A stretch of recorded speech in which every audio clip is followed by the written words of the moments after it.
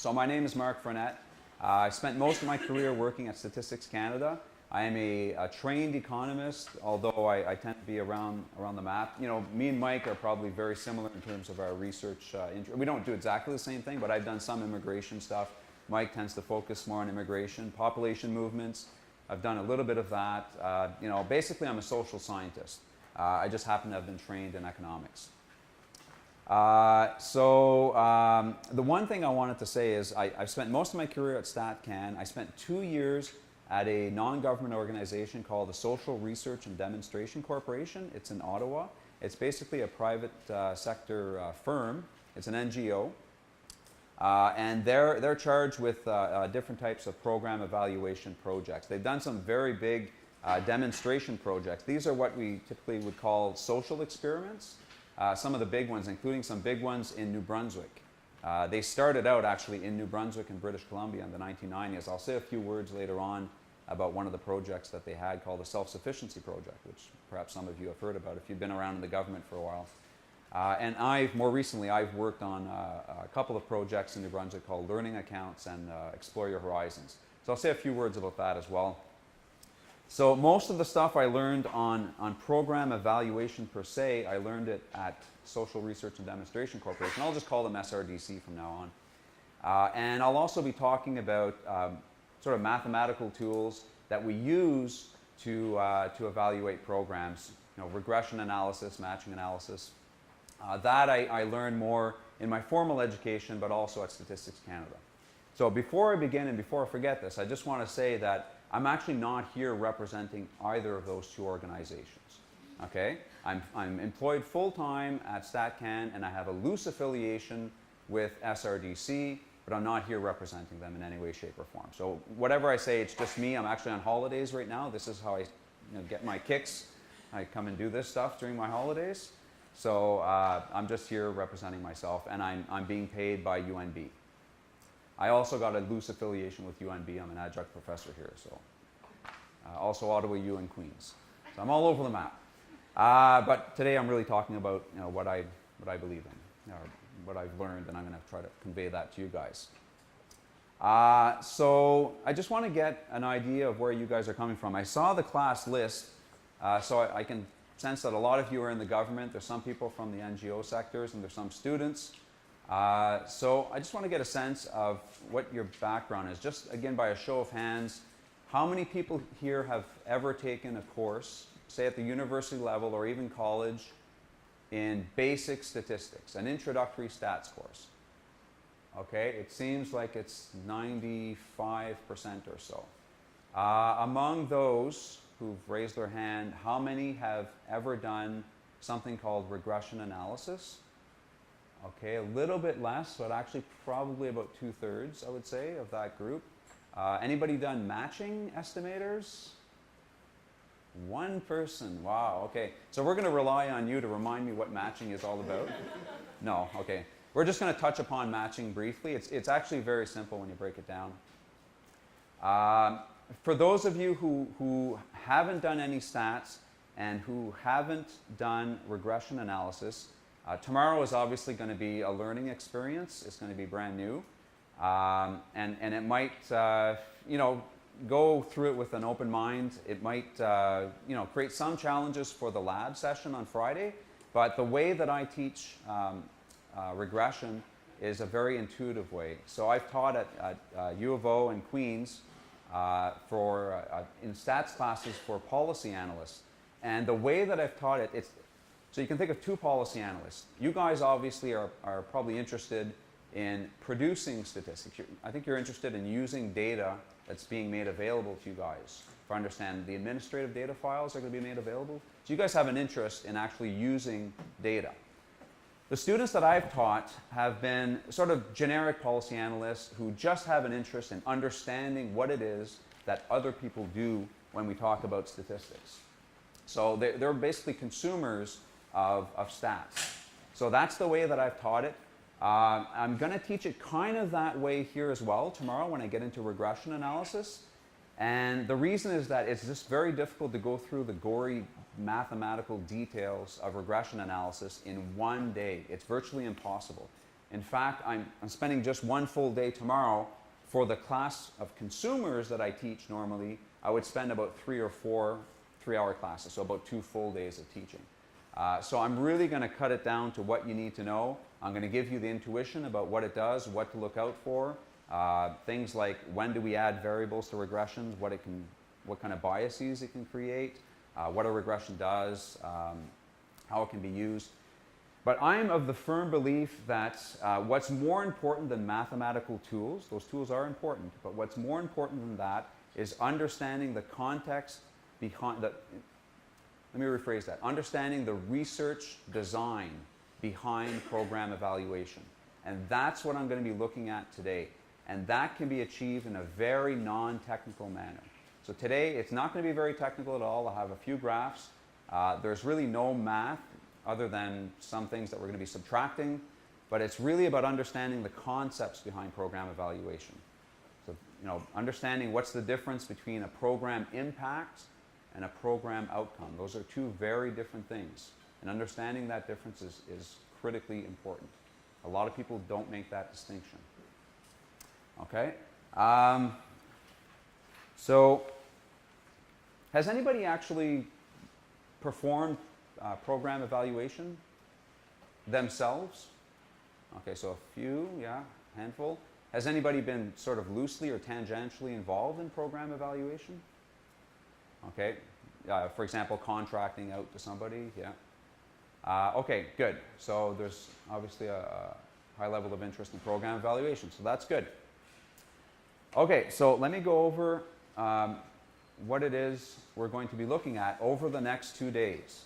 So I've broken it down into 6 lectures. 2 of these lectures are actually very short.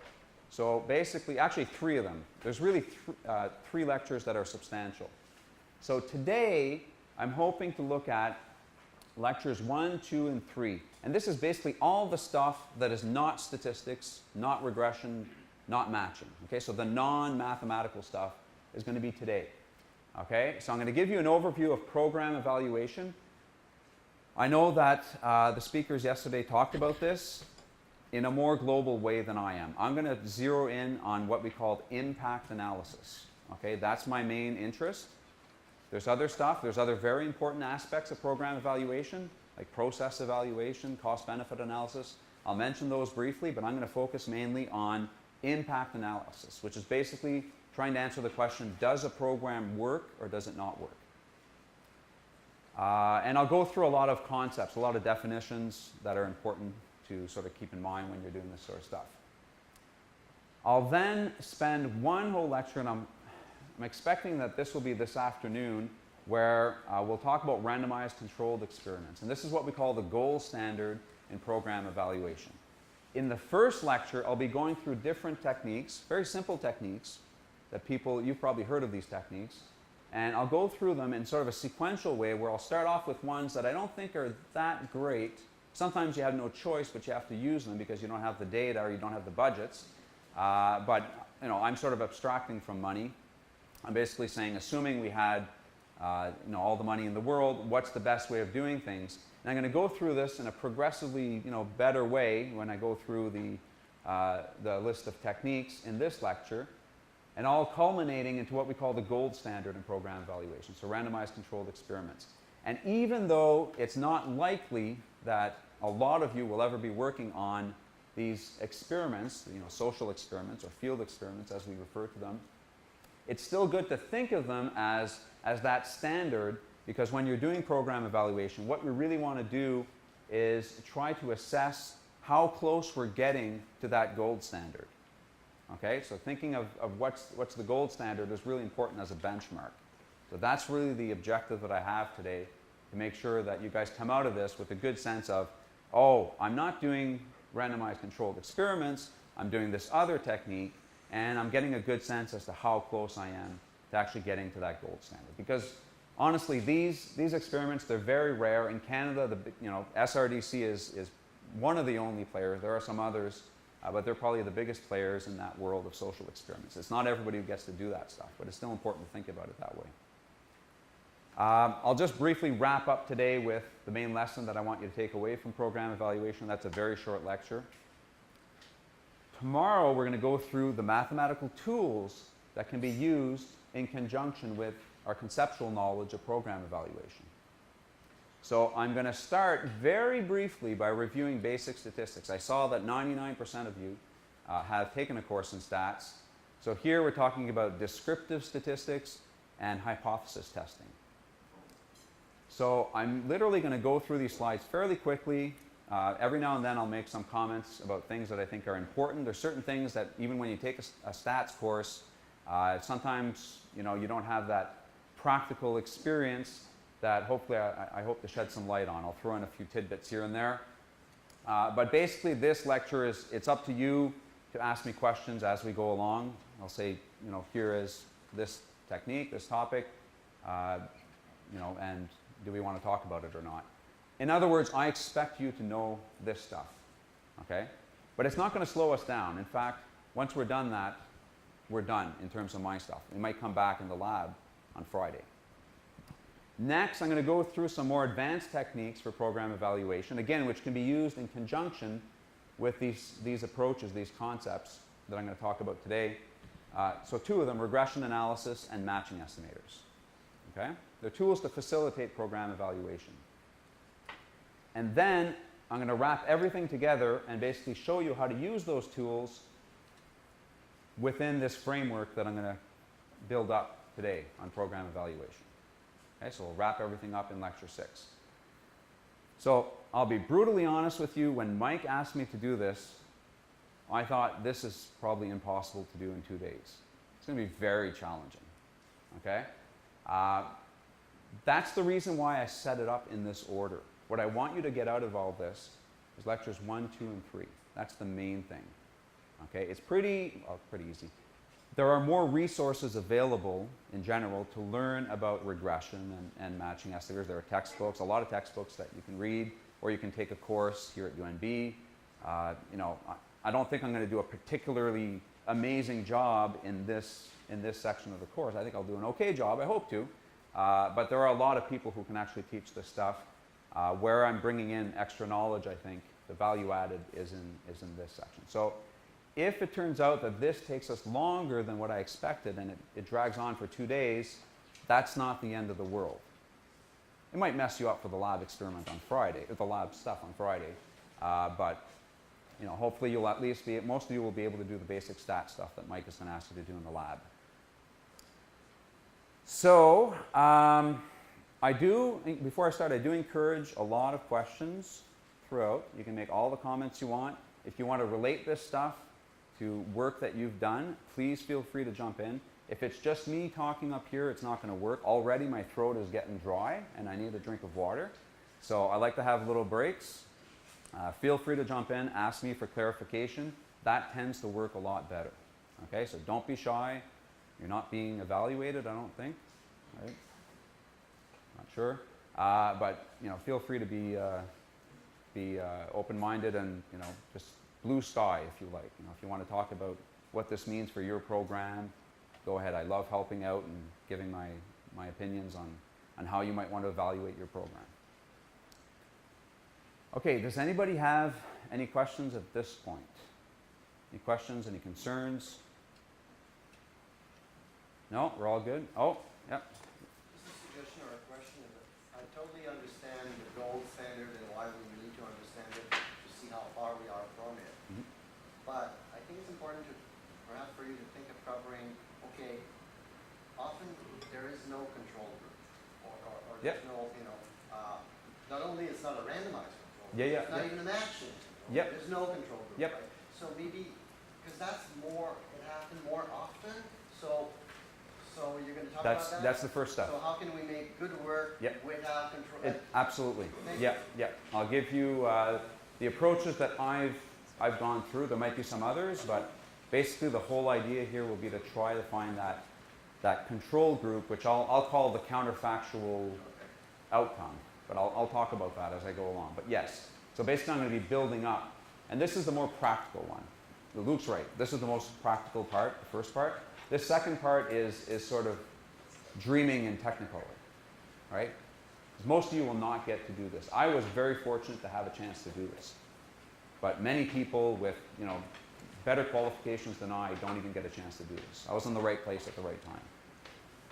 And I had the right background because they were education type of experiments. I should have mentioned my background.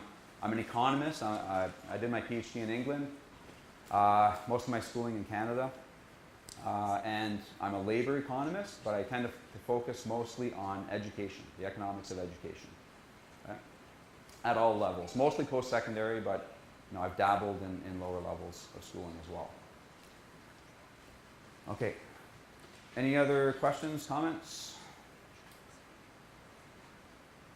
Okay, all right, good. So I will have a drink of water.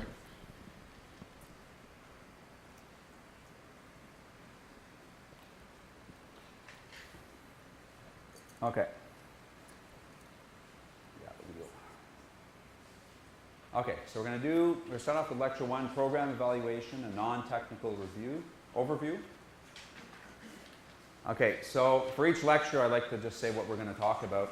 I'm going to go through, you know, sort of housekeeping stuff, the definition of program evaluation as I see it, and some of the objectives that we're going to have. I'm going to talk about I don't know if this is an actual term, but there is a fundamental problem in program evaluation. And nobody can actually solve this problem, okay? So program evaluation, believe it or not, can never fully solve the issue of telling you whether or not the program definitely 100% certainly worked. It can come very close, okay? And we're going to get progressively closer as this morning session goes along.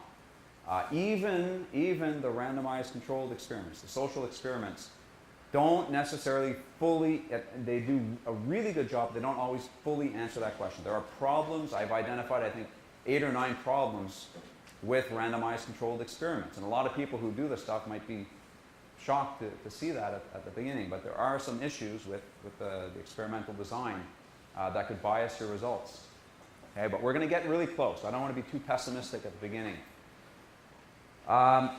There are some concepts that I want to talk about in program evaluation before we get to the meat of things. Things like distinguishing between program impacts and program outcomes, different type of impacts. We'll go through that in this part. And then we'll get into the approaches. Okay, so we'll start with the approaches that usually you'll do if you have limited budget, and then get what I think are better and better approaches. So we'll do that in lecture 1. And then we'll do the gold standard in lecture 2. And again, feel free to jump in anytime you like. Okay, so when I talk about a program, right, we're doing program evaluation. When I talk about a program, we're going to be focusing on government programs. By and large, I guess you could apply the same approach to private sector programs. Although in certain instances, I'll be talking about societal benefits, so that has, it makes more sense to think of these as government programs. It's more broad, right? And when I talk about programs, I don't just mean a program where the intention is to deliver some long extended program, like a job training program. When people think of programs, that's what they think about, but also just policies in general. Okay, so if I have a grant, if I say, you qualify for a grant because you have X, Y, and Z characteristics, that's a policy. We'll just hand you cash. There's no follow-up. There's no delivery of program. It's just money because you need the money for some reason. That's a policy. So we can evaluate policies within the same framework that we're talking about here. Okay? So think of programs in a very global sense. They're government, and they're programs and policies. But I'll just talk about programs, including policies. Okay, so there's different aspects to program evaluation, and I have to admit that I'm not an expert at really anything but impact evaluation. So when I worked at SRDC, I did learn a fair bit about the other aspects of program evaluation, but again, those are other people working on those things. So I've broken it down into 3. There might be other aspects of program. Luke probably knows way more about this than I do, but I just wanted to set the context here. So there is what I would call implementation or process evaluation. This is where you have a program and you're basically assessing whether or not you're assessing the actual delivery of the program in a sense. So there's 2 aspects to this. There's the fidelity. So was the program delivered as intended? So you do a program, it could be a job training program, and then you go back and you test through some evaluation approach, you test if the people who were in charge of delivering the programs did their job. Not if the people who were participants in the program benefited from the program, but whether or not the trainers, the people who did the training, did their job. Did they deliver it as intended? Did they do it all on time? Did they show up on time to deliver the classes? That's program fidelity. Secondly, there's take-up. It's basically how many recipients, program recipients were there? How many people took up the program? Because you can offer a program, but it's not guaranteed that people are going to take it up. Right? It's very rare that you can actually shove a program down people's throats. And that's actually going to have important implications later on. I'm going to be talking about concepts like intention to treat people, as opposed to actually treating people. The intention to treat is a very important concept that we'll talk about, and it has to do with the fact that not everyone can take up the program, and that can mess up program evaluation sometimes, depending on your point of view. Again, I'll go through all of these. This is just light stuff at the beginning. So as an example, I talked about a fire safety awareness program. You get firefighters to deliver brochures to houses. They might answer questions if people have them on the spot. And then you do a follow-up. You basically calculate how many houses received brochures. Did the right houses receive the brochures? Did they receive them on time? That's program fidelity. Okay, so the program was delivered as intended if all those things happen. Whether or not the households read the brochures, which you would do through a follow-up survey, is the program take-up. Okay? So this is the stuff, it's all important stuff, but it's not stuff we're going to be talking about today. Any questions at this point? Okay, good, because that's about all I know about this stuff. Okay? Okay. What we're going to be talking about more is the impact evaluation. And this is literally, did the program change the lives of its participants? Or did it change the behavior of their participants? Did people do things differently as a result of the program? You delivered a job training program, and people found jobs after. Had they not had that program delivered to them, maybe they wouldn't have found jobs. That means the program worked. Okay? In the fire awareness programs, we could look at whether or not they installed detectors, fire detectors on each floor. Were there fewer fire-related fatalities? Even things that you might not think of as being the main outcome, but for example, did you feel safer as a result of this program? Having the information and then acting upon it might help you feel safer. So that could be a program objective as well. That could change the lives of people if they feel safer. So we're going to be doing this mostly. Now there's a related sort of a follow-up part of the program evaluation approach that is called cost-benefit evaluation. So this follows up immediately upon impact evaluation. I work more closely on this. I mean, there's different disciplines that do this. I said it's a subdiscipline. In economics, it is a subdiscipline. It's probably a subdiscipline in other fields as well. The point I want to make is that it's not just an accounting exercise. It's much broader than that. Okay, so was the program worth it from a societal point of view? And that's the difference between it and the accounting principles. So for example, on the cost, if we stick with our fire detection or our fire prevention program, you can add up the cost by looking at the direct cost of the program, that is producing, printing, and delivering the brochures. That all costs money, and accountants would do exactly the same thing. But in economics, we have this notion of opportunity costs. So what else could you have been doing while you were delivering brochures? So you have these highly paid firefighters that are often just walking door to door and going, "Here you go, man, do you have any questions?" Okay? And so forth. Rather than doing that, what could they have been doing? Saving lives. So that comes at a cost. Delivering these brochures comes at a cost. Sure, it might save lives in the long run, but in the short run, it might actually cost lives, right, if you get firefighters to do it. So this is what we call foregone cost, opportunity cost. So that's an important concept in cost-benefit evaluation. On the benefit side, that really starts with the impact evaluation, right? What we just did above this stuff. Did it change the lives of the participants? That's a key point of the program of the cost-benefit analysis, of course. But you could have secondary benefits, right? You might have intended to reduce the number of fires in the neighborhood, but perhaps a secondary benefit was saving lives. And even going beyond that, if you're going to save lives, if you're going to do a proper cost-benefit analysis, and this might sound controversial, but it's something you have to do if you're going to do a proper cost-benefit analysis, you have to ask yourselves, which lives did you save? Because at the end of the day, if the people you saved were people who were net receivers of government funds, they were receiving money from the government as opposed to paying into the government coffers, then if you're going to do a full cost-benefit analysis, you have to factor that in. You have to count how much money you're going to lose relative to saving the lives of rich people. I'm not taking one side or another. I'm just saying if you want to do this properly, you may want to take that into consideration at the end of the day. That's a pretty controversial topic. And it's something that might be considered when you do a cost-benefit analysis. It also gets really complicated with certain benefits. Okay, it's difficult to price certain benefits. I talked about the feeling of safety. That's very difficult to price. Okay? There are some people who do this. They value life through, how much you're willing to pay for insurance.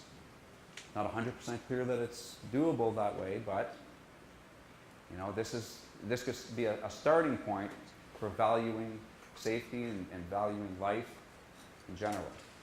So it gets really messy. Cost-benefit analysis is very difficult, and there is a bit of subjectivity to it. But it is sort of usually at SRDC, this is the final, was the program worth it? It's done through a cost-benefit analysis. But the stuff we're going to talk about is the impact assessment, which is not straightforward, but it's a little bit more straightforward than cost-benefit analysis. So we'll focus on this aspect of the whole ledger, if you will, the balance sheet. Any comments? Yep. So for non-government programs working on employers and farms,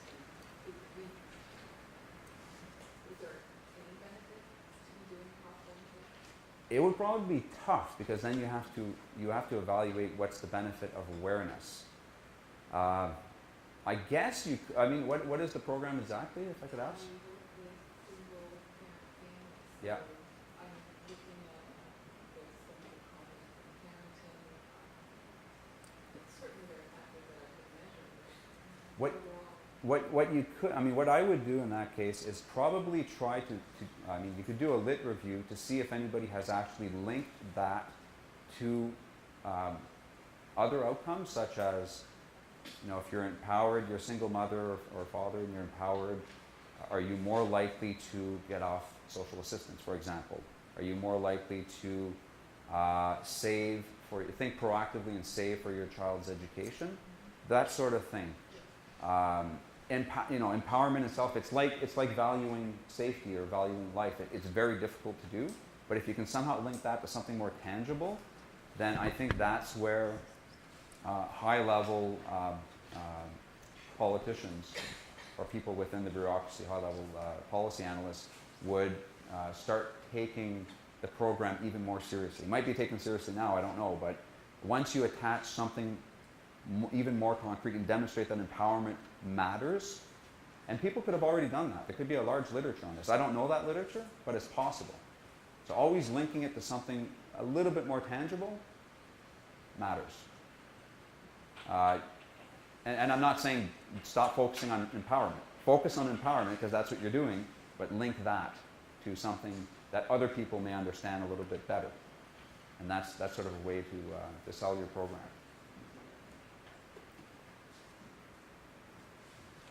That's the kind of stuff I like, by the way. And people bring up their own programs and we get concrete examples. That's good. Oh, another one. I was just wondering when someone, since you're going to be listing questions, I wondered if you could repeat the question or repeat a summary of the question. Oh yes, I guess because the sound It's is. hard to hear. Yeah. So the question, Does everybody hear me properly? Yes. Yeah. Okay. Maybe because I'm out higher. So the question was, she works in a program where they focus on trying to improve empowerment of single parents. I'm assuming mostly on social assistance, or there's probably a lot of them on social assistance.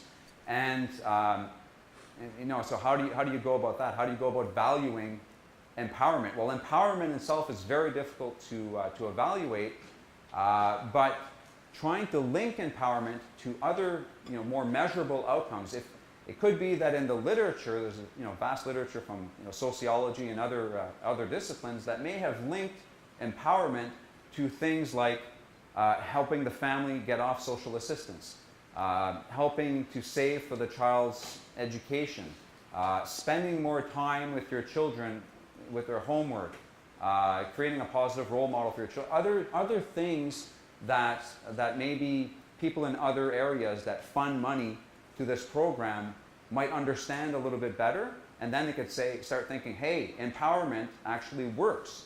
So, let's focus on empowerment, and by the way, here's an extra $10 million to do it. Something like that. Okay? All right. So are we good for this? Okay. Oh. When you're talking about direct costs, do you ever do that ahead of time? Help make a choice whether you Yeah, want to- typically, yeah. So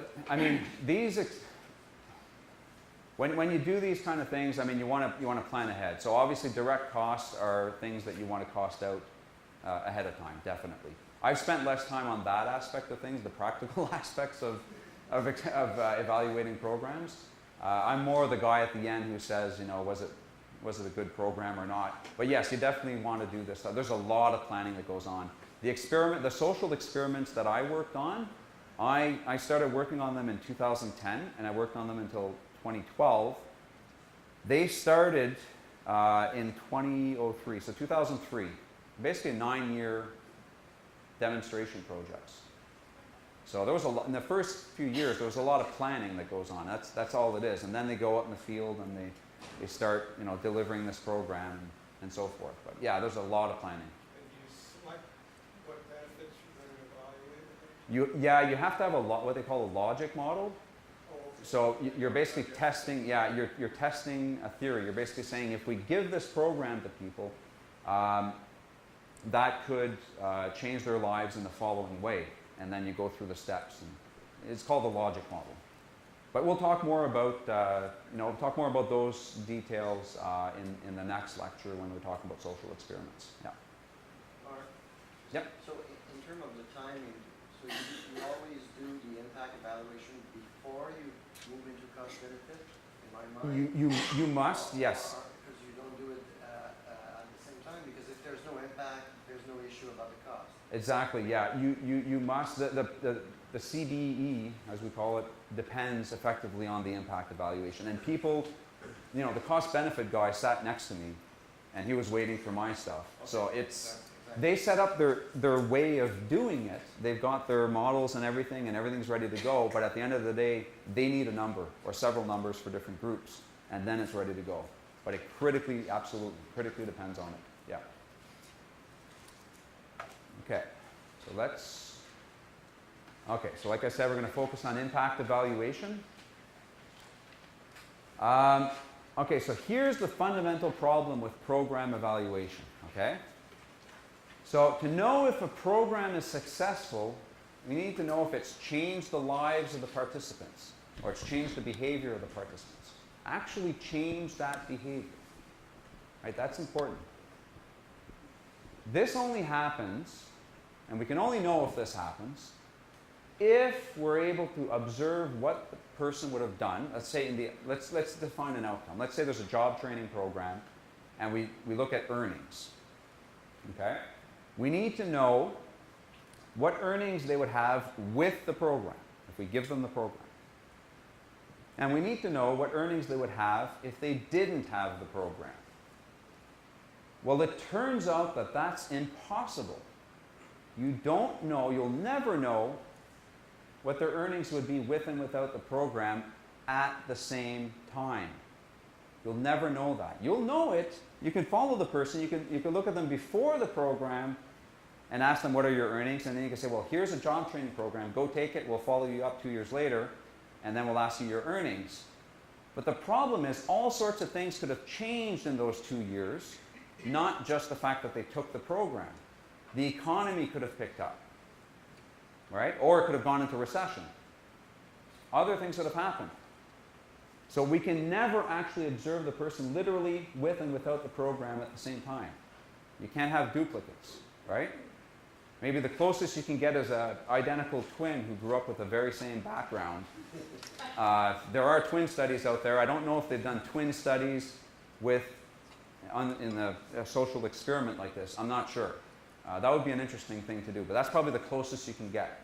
You'll never observe this. You'll never, ever, ever observe this. Okay, so that's pretty pessimistic.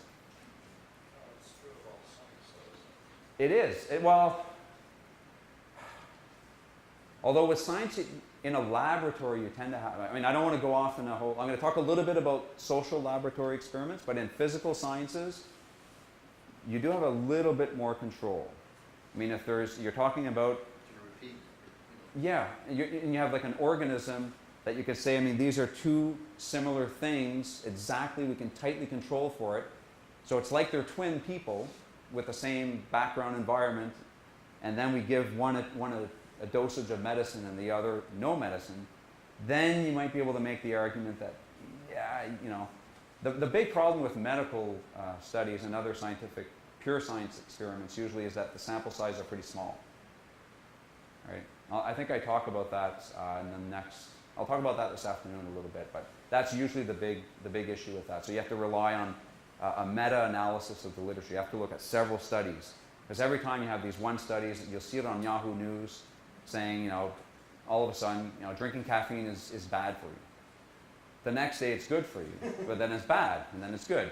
I have no idea. So I just stopped a long time ago. I figured that's not bad for me to not drink coffee. So I don't know. I don't know if it's good or bad. Sometimes it is, sometimes it is. But definitely in experiments on people, unless you can argue that you had the exact same person or somebody who's like extremely identical to somebody else, you'll never have that situation. Okay. Okay, so that's the fundamental problem. We can never have that situation, observing people with and without the program. We can come very close. Okay, so that's my positive spin on this. And what we're going to do in this lecture is start off with techniques that are, I don't want to say bad, but when you have limited funds, right? In fact, they're more common to do these things. I don't want to, you know, if you're doing this type of stuff, don't feel bad. A lot of people use these techniques. And then I'll show you better techniques, in my opinion, and then in the next lecture we'll show you the gold standard. Okay, but before I do that, I want to go over some important concepts. And by the way, if I tend to not really look at the time, and I don't see any clock in here. So if it's 10:30, which I think is the break, let me know. Okay, just raise your hand and just say it's time for a break. Okay, so what we want in the ideal world, and I'll just, this is about as technical as it gets in this lecture. What we want in an ideal world is to estimate the true program impact. Okay, here I'll just use this. So the true program impact, and that's looking at the difference in two outcomes. Okay? If it's a job training program, it could be earnings. Earnings would be the outcome. The outcome with the program, I've already lost it, so I'll forget about that. The outcome if you have the program, and the outcome if you don't have the program. Okay? Here I gave an example of the fatality stuff, but you can read it if you like. If it's job training, it's earnings with the program and earnings without. But we don't have that, right? We could observe somebody with the program, but we don't know what they would have had, what kind of outcomes they would have had without the program. That's the fundamental problem. So, but I wanted to point out this simple equation because distinguishing between an impact and an outcome is very important, okay? So the impact is the difference in the outcomes. A lot of people who do program evaluation will look at the outcome for those who went through the program and say, well, things were good for them, so the program worked. Okay? That's done a lot. Usually it's politicians because they're trying to sell the program, and I don't blame them for that, of course. They're trying to show that their program worked. But if you take an example like this, say there's a Say No to Drugs campaign that's delivered in a neighborhood that's very wealthy. Okay? And then we do a follow-up, and we ask teenagers in the neighborhood, did you do drugs? And categorically, every one of them said no. Or it could be alcohol or cigarette smoking, something less illegal than drugs. And they all say no, but say if it's a high-income neighborhood, we expect that anyways, right? If it's a really high-income neighborhood, we expect that they're probably not doing this stuff. So in reality, their outcome with the program would be 0 drugs. Their outcome without the program would be 0 drugs as well. So that program would actually fail catastrophically, even though nobody in the neighborhood is doing drugs. You just wasted a lot of money demonstrating that they don't do drugs, and we know that they didn't do drugs beforehand. So that would be a failed program. Okay, so that's why we need to distinguish between a program impact and outcomes. Very, very critical. Okay, a little bit more on the concepts, and bear with me here. We're going to work a little bit more on the concepts, and then we'll get into the techniques, which will be a little bit more interesting. But the concepts are important before we get into the techniques. So any outcome that we observe, I'm going to call that an actual outcome. Okay? So what we want is another actual outcome that we would observe if the people didn't have the program. So if we go back to our simple equation here, we could look at people who did the program and measure their outcomes. That's the actual outcome. What we want is another actual outcome without the program, but I've already said many times we cannot get that. That doesn't exist. So,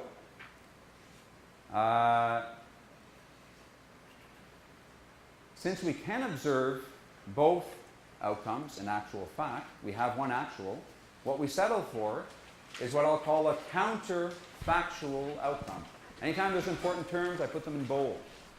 This is a counterfactual outcome because it didn't actually happen, but it is our best estimate, or sometimes our best guess, as to what would have happened had the person not taken the program.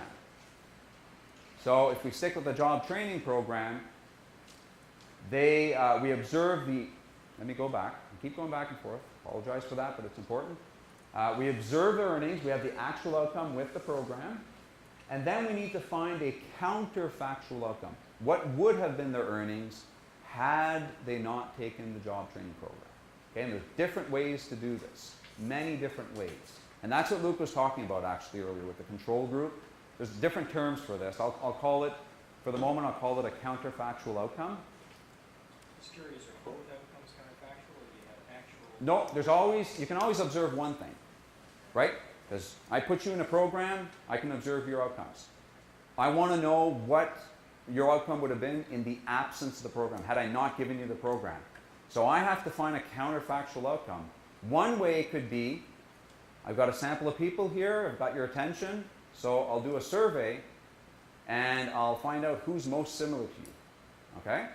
I'll find somebody who's most similar to you according to all sorts of characteristics that matter, and that could be one count. I could ask them, well, you didn't take the program, what's your outcome? What are your earnings?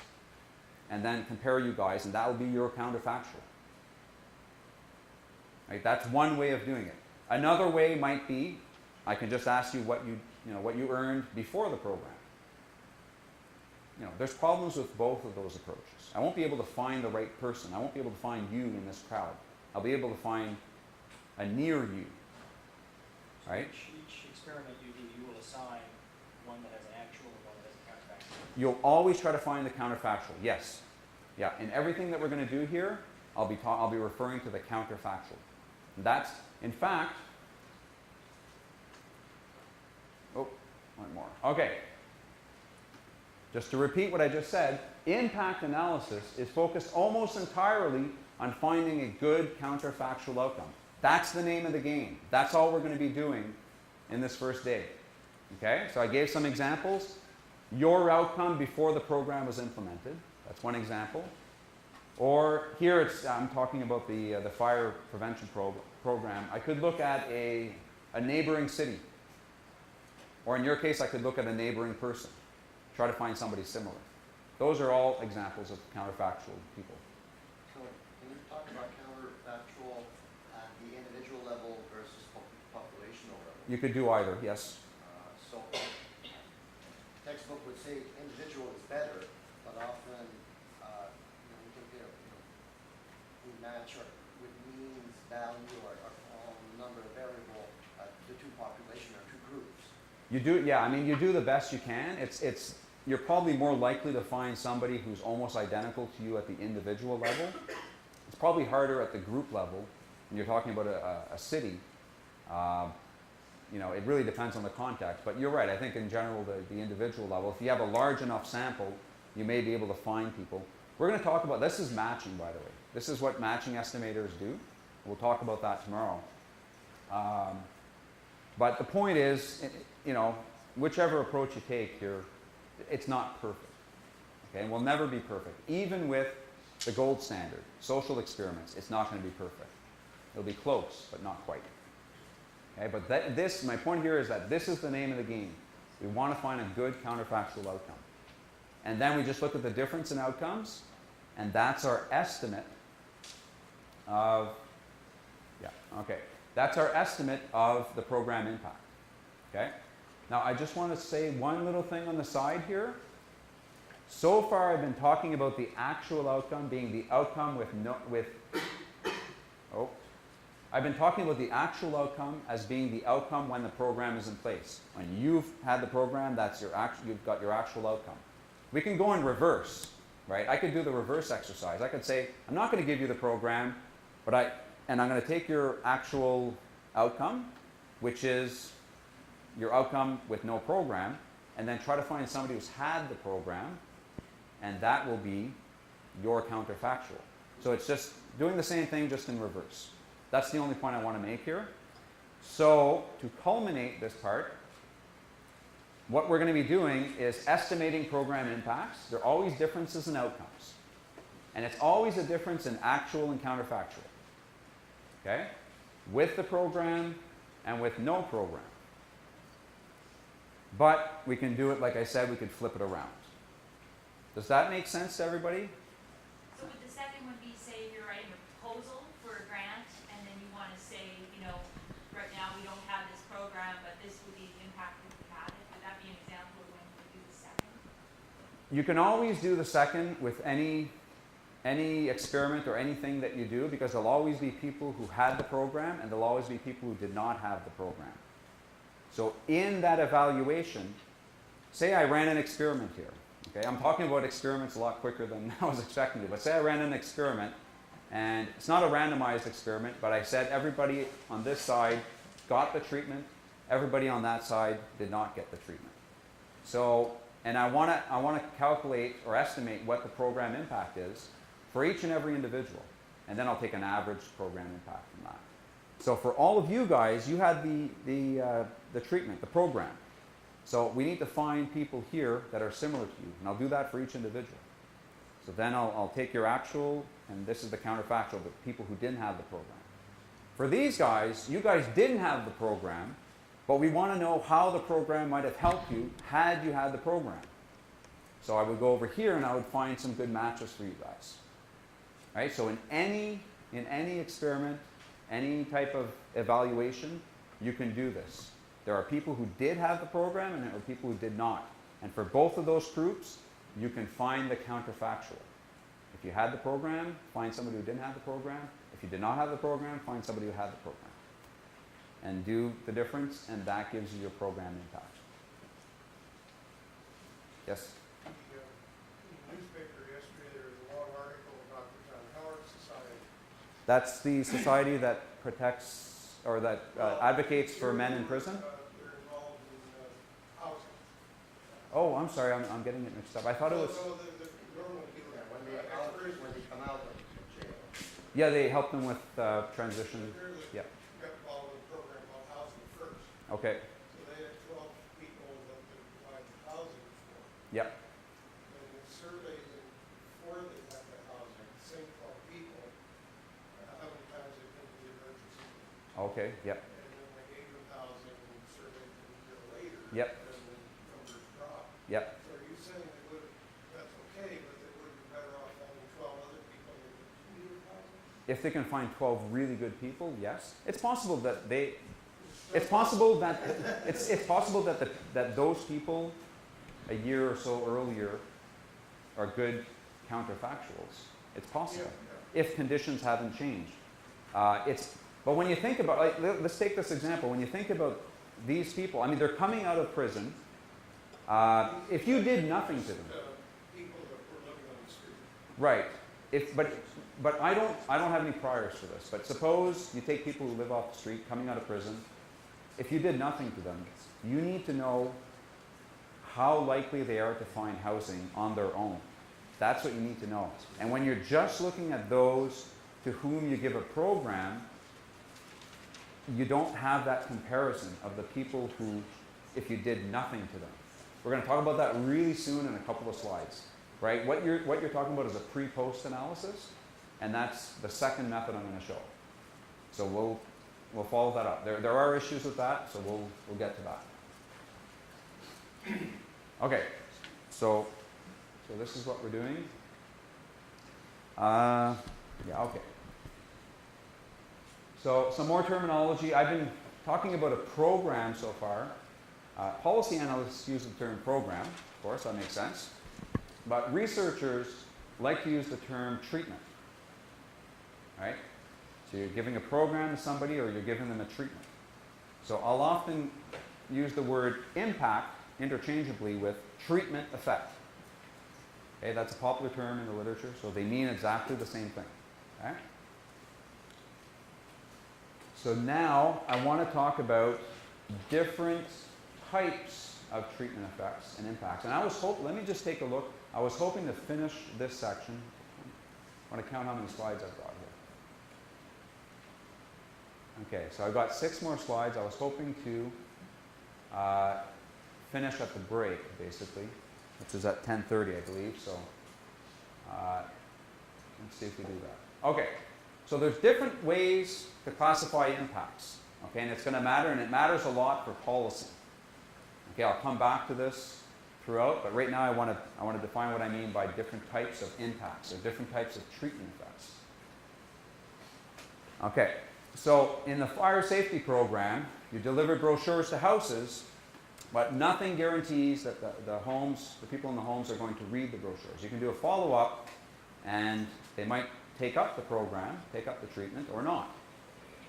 So this is what we talk about when we say the intention was to treat everyone. You intended to treat all homes in an area. You gave them all brochures, but only say 80% read the brochures.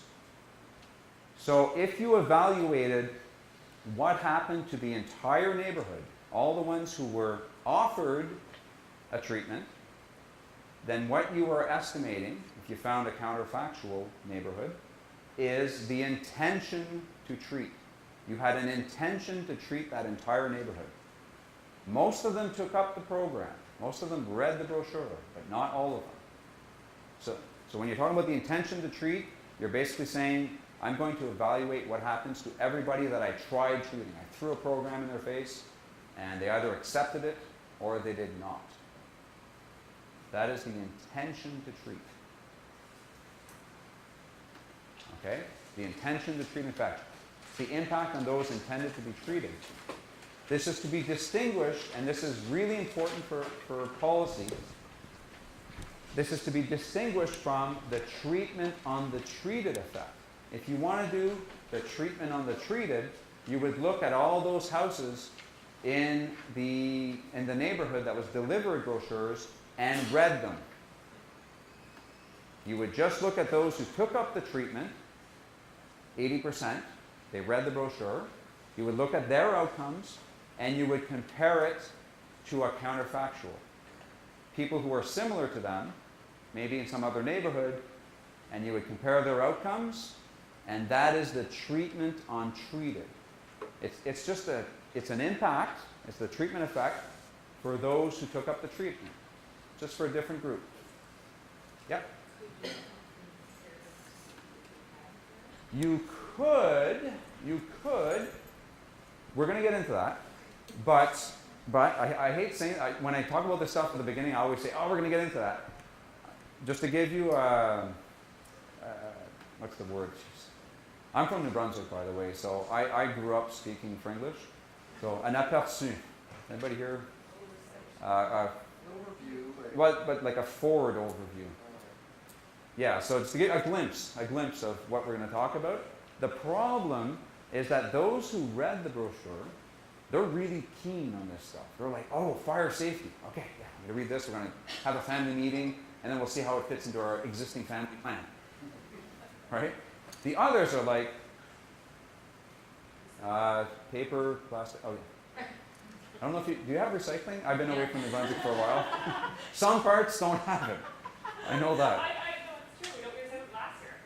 There's no, sorry? There's no glass recycling in New Brunswick. There's no glass recycling at all? No. Oh, wow, okay.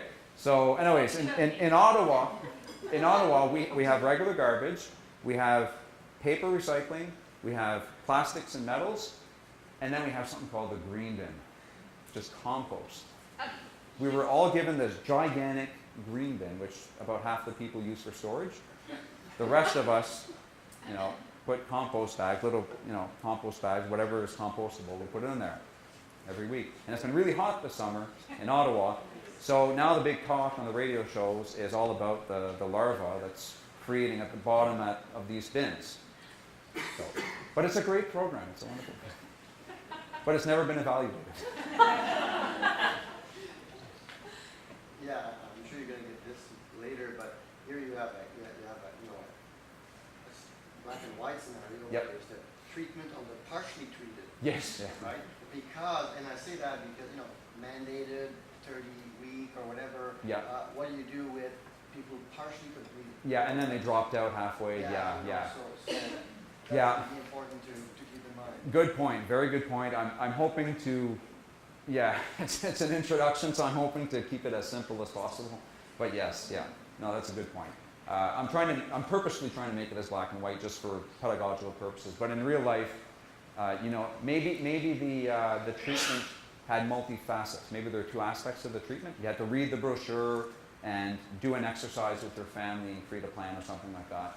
So, maybe they did half of it. Maybe they read the brochure and then they recycled it. So that's definitely possible. Does everybody understand the general difference between these two things?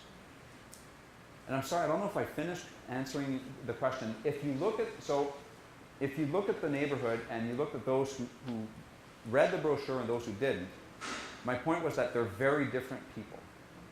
So they're not a good counterfactual for each other. And that's a critical problem with program evaluation. When you look at people who have a choice to take a program or not, and you compare them, they're different.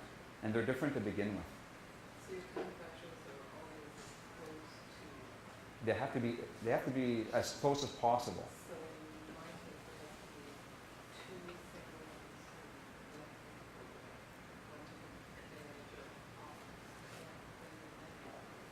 single ones I'll answer. So, in general, this is actually lecture 3. It's a very short lecture. I'll just say it right now, but in general, it's best to give fewer options to people. If you make people have opportunity to have programs, then that is better because it's the policy that's determining that. But if you tell a person, well, you can pick the program or not, people are going to sort themselves into those programs and you have very different people. But it'll become clearer as we go along. Yeah, it'll definitely become clearer. Okay, but in general, does everybody get this difference? Good, I'm seeing a lot of I don't like horizontal nods, but if you want to nod horizontally, please do. I'm seeing just vertical ones. And if you're not saying anything, I'm assuming it's good. I can only assume it's good. Okay. Okay, so that's one way of distinguishing impacts. Okay, the intention to treat and the treatment untreated. Now I'm going to completely abstract from that. Okay, And in fact, I'm going to assume that everybody takes up the treatment, right? So just to keep it nice and simple. And I'm going to look at another way of distinguishing between different impacts, okay? And here, I'm actually borrowing an example from a couple of professional colleagues of mine, Arthur Sweetman at McMaster and Jeffrey Smith at, I think he's at the University of Michigan. They had an old example that they did for HRSDC, that's the Federal Labor Department. And they used, actually, not a HRSDC related example, but they used mammography screening program to detect breast cancer to show this example, and it shows it quite clearly. It's a very simplified example. Okay, so assume that age is the only factor in determining breast cancer. It's not the only factor, but it's a big factor, right? I think gender is also another big factor, but not perfectly though. There are some men who get breast cancer. But we'll assume that age and gender are the only factors. Also assume that detection is 100% accurate. If you have breast cancer going in, we will detect breast cancer, and if you don't have it going in, we will say you don't have breast cancer, and we'll assume that's perfectly right. Okay? Just to keep it simple. And again, if everyone offered the treatment, takes it. So here, intention to treat and treatment untreated is all the same. Okay, so that's not what we're talking about here. Everybody takes it up. I mean, it's a free program, so why not? Okay, so the policy issue is that early detection is important. Okay, you can go through early treatment, and that helps in the fight against cancer. But it could be costly, and in fact not worth it if you go too early. Right? If you offer this program to women who are 12, girls who are 12, it's probably not going to pay off. Right? Your detection rate will be close to 0. So there's a certain point where it's just not worth it. Okay, so that's the policy issue. So I'm going to show you a graph here, and it's a little bit busy, but I just want you to focus on the curved line here. Okay? All this line is, so you've got the detection rate, basically the breast cancer rate, and age. Okay? And this curved line here basically says the detection rate is very low, it's down here, when you're young. Okay? I didn't put down numbers here, but say this is like 20 or something like that. Okay? The detection rate is quite low because breast cancer rates are really low for 20-year-old women. And it stays low throughout the 20s and 30s. And then in the 40s, it starts shooting up. And then, 45, 50, and so forth, it goes up hard. Okay? So that kind of makes sense. These aren't actual data, by the way, just in case anybody... This is just an example. These two guys basically just plotted this out. Okay? There's no actual data. But this probably fits our notion of what the breast cancer incidence rate looks like over a lifetime. Okay? So when you start offering the program, you may start at, say, 45 plus. And say all women 45 plus qualify for this program. And then you want to see how successful the program is, and you can measure that by looking at the detection rate, right? Because there'll be costs associated with that and benefits. So this is the treatment effect on what we'll call treatment untreated. I'm sorry for the acronyms here. This was a PDF that I just cut and paste, and that was it. This is average treatment effect on the treated. Okay, this is what we just talked about. It's just the regular treatment effect because everybody's taking up the treatment here. It's intention to treat, it's treatment untreated. It's all the same. Okay, so that's the existing. For those who are currently taking the program, that is the treatment effect. The detection rate is quite high. So policy analysts look at this and they say, wow, the program's successful. Why don't we expand it? Let's expand this, okay? So when they do that, they drop the age restriction to 40. And what are you going to see? What happens when the age restriction drops to 40? The detection rate drops because breast cancer, this is a simplistic example, right? This is why they came up with this example. Breast cancer rates are lower for women 40 to 45 than it is for women 45 plus. So the program is less successful. Might still be worth it at this point, but it's less successful. So the key point here is that just because a program works on average for existing program participants does not mean it will work if you expanded the program.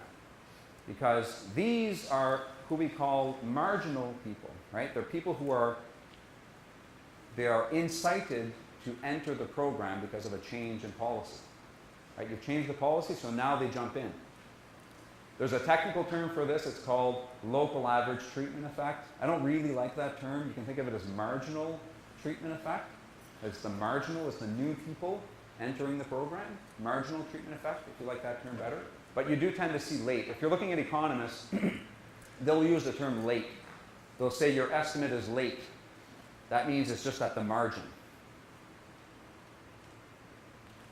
Another example, I know that there's some of you from PEDAL, right? The post-secondary, yeah. Okay, maybe just one. I thought there were more. Oh, two? Okay. Okay, so PEDAL people don't like lifting their hands. That's what we learned here today. Let's try another department and see what the rate is. Okay, so here's an example that's probably more appropriate for you guys and girls. So post-secondary education. All of the research that's out there suggests that a post-secondary education pays off. For those who are currently taking post-secondary, yes, it seems like it pays off. They earn a lot more than high school. If you go within post-secondary, university pays off more than college. There's no more consistent finding that you get in the literature on this. But that doesn't mean you can take that concept and say, well, why don't we just make it available to so many more people? Right? It's currently not available to everybody. You have to fund these spots. Right? You determine tuition. You give subsidies to universities. Basically, the government determines, to a large extent, how many people can enter. In certain places, there is some slack in the system, but in a lot of jurisdictions and a lot of programs, there is excess demand in the system.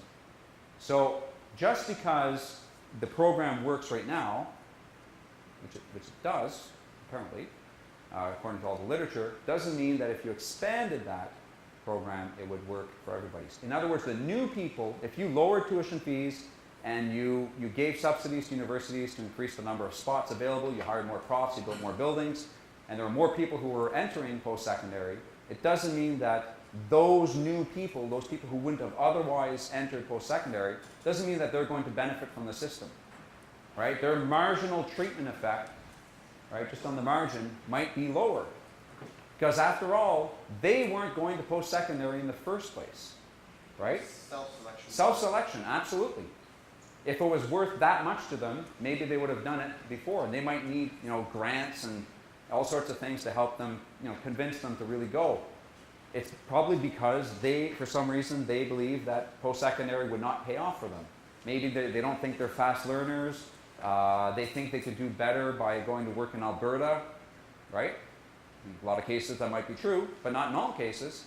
So it's the same lesson here. Basically, just because a program works doesn't mean it'll work when you expand it. So that's the issue of late or marginal treatment effects. This example also has the average treatment effect. This just means if you made it universal, what's the average treatment for everybody? So I wouldn't, that part is less interesting. But the late and the marginal treatment effect is the main lesson here. Okay, so which policy parameters matter? So if you're looking at an existing program, the average treatment effect for the treated matters. And if you're looking at expanding the program, late or the marginal treatment effect matters. Okay? Okay. So I'm actually 15 minutes ahead of time. Do we have 15 minutes of questions? That's a lot to ask. Any questions though at this point? Yep.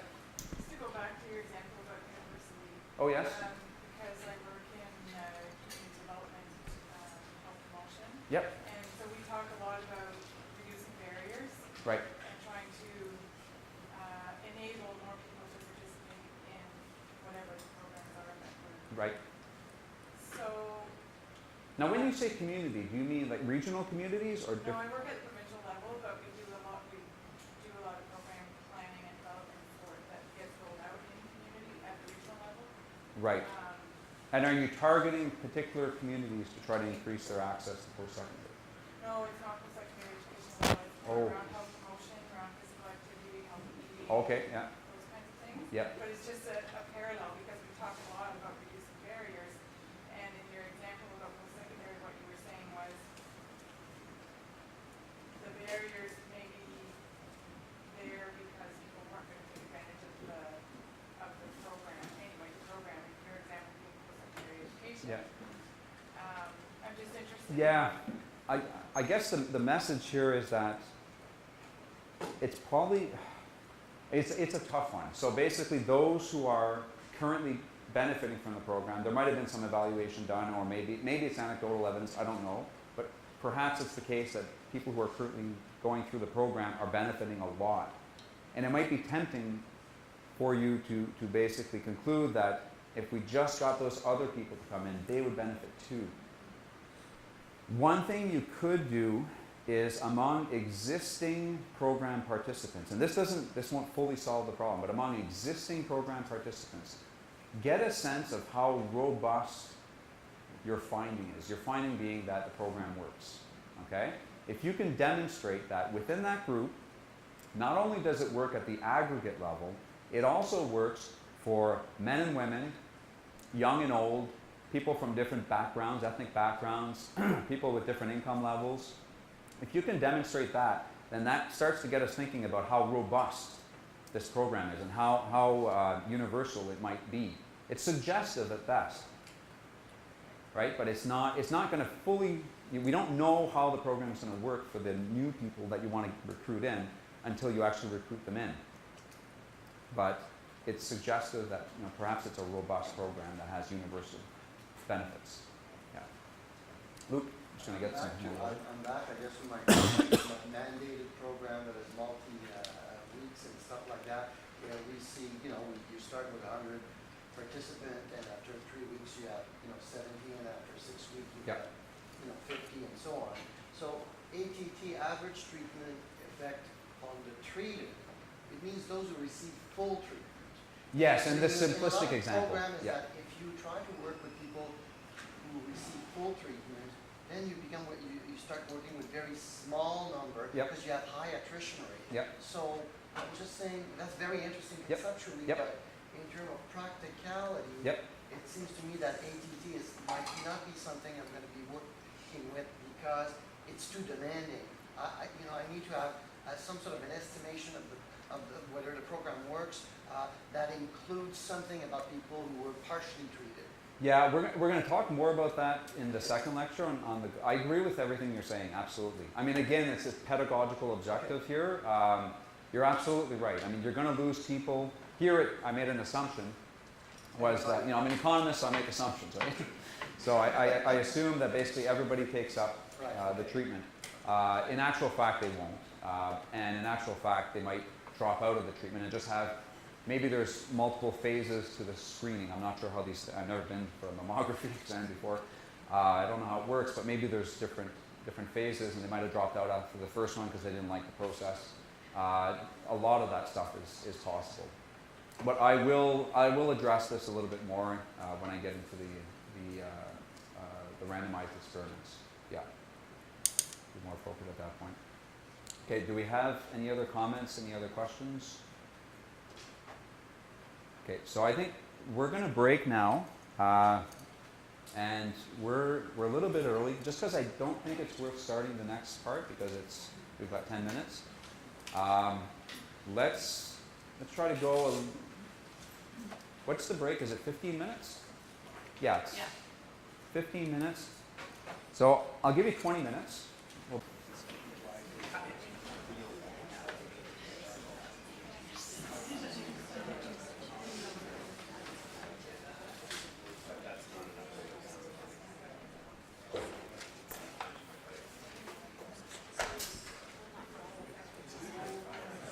Okay, so let's begin. We're actually back on time, 10:45. It always takes a little bit longer. So we've been through the basic concepts of program evaluation and what we mean when we talk about a program impact and how different that is from a program outcome. And we've also talked about the different types of program impacts. What I want to talk about now are some basic program evaluation approaches. And these are probably the most common ones. You're most likely to actually use these, especially the first few of them, especially if your budget is limited. Okay? So I've rank order them in terms of what I believe are sort of progressively better techniques, assuming you had the money. Okay? So the name of the game here, as I talked about in the first part of the lecture, was finding counterfactuals. We're basically trying to figure out what outcome individuals would have had they not gone through a program.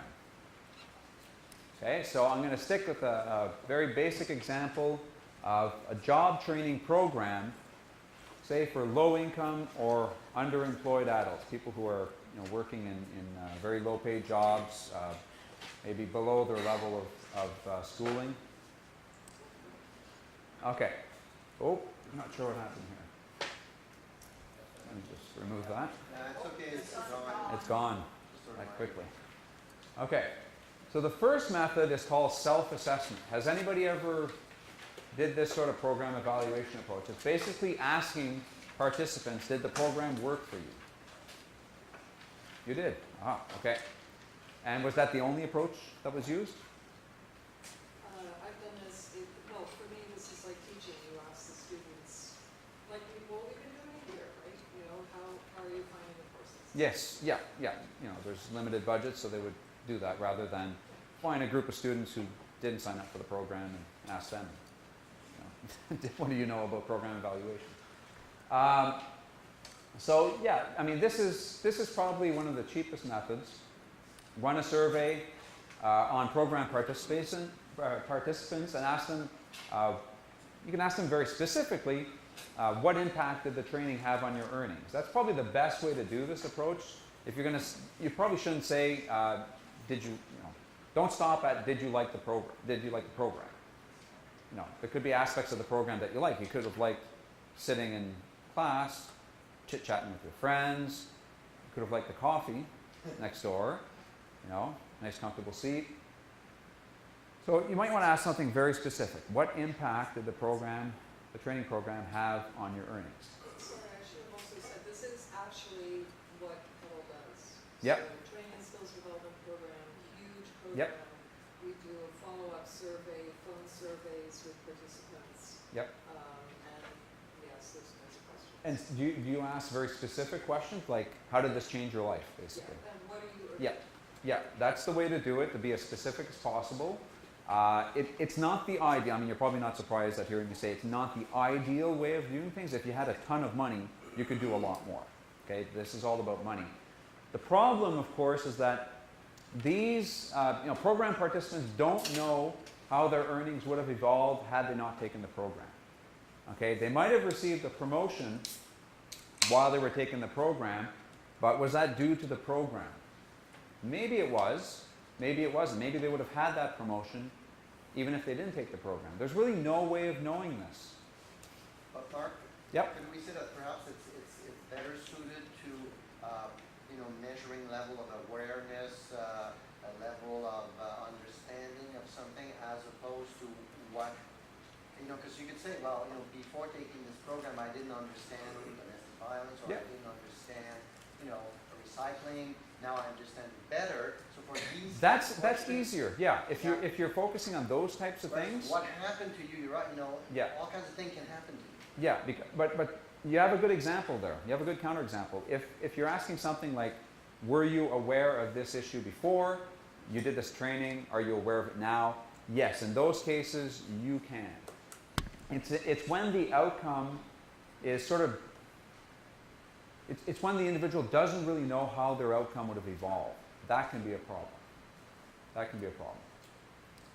Is Uh, there also a problem with sample size? Always. And Always. the nature of the sample. So, for example, with the pedal follow-up surveys on people who take training skills development, or with community college students, we do the survey of the community college students. So, they're phone surveys. The surveyors keep calling until they get people answering the phone willing to do the survey. So it's really a lottery who you're getting and how and they call until they get what's considered a reasonable. And what would that number be? Yeah. Yeah? All right then. I can't remember what it is off the top of my head. Sorry?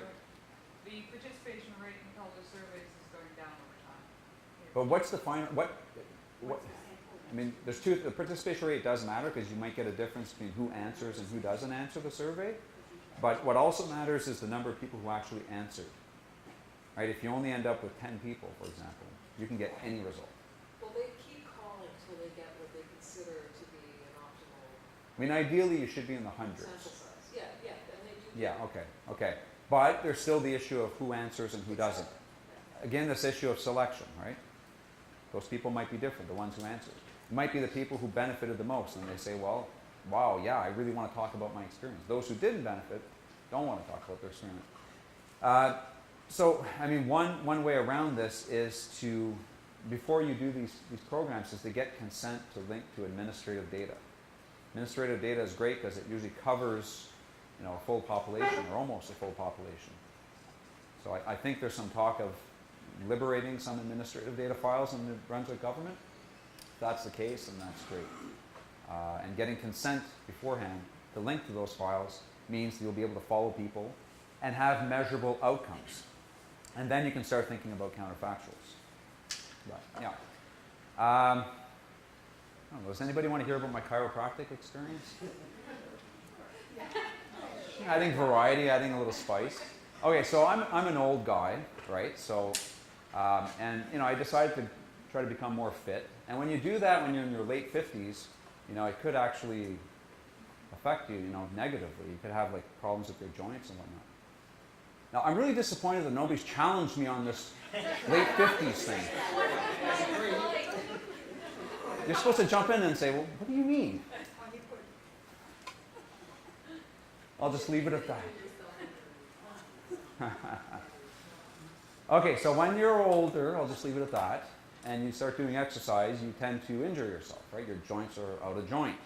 So I went to see a chiropractor, problems with the rotator cuffs and whatnot, and she helped me out, and it seemed to work really well. I did this for a few times, and had somebody ask me at the time, you know, what impact did your chiropractor have on your joint health? I would have said, an amazing impact, you know, on a scale of 1 to 10, 10. And then my government insurance program ran out, so I decided to wing it the next time I got hurt, and I said, well, I'll just wait it out, and I'll go if I have to. I waited it out, and you know, probably took longer, but after a few weeks, I noticed that just time helped. Activity modification and time helped. It didn't help as well as the chiropractor. I think the chiropractor did have a positive impact in the end. She sped things up, but time and, you know, just resting actually does help.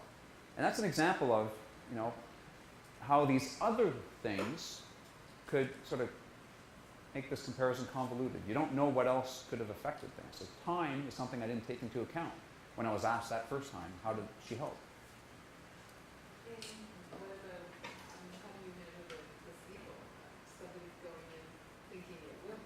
Yep, absolutely. Absolutely, absolutely. Placebo effect could be part of this. You're thinking, you know, what if she's just, you know, rubbing your shoulder and just giving you a little nice massage and it's not really doing anything?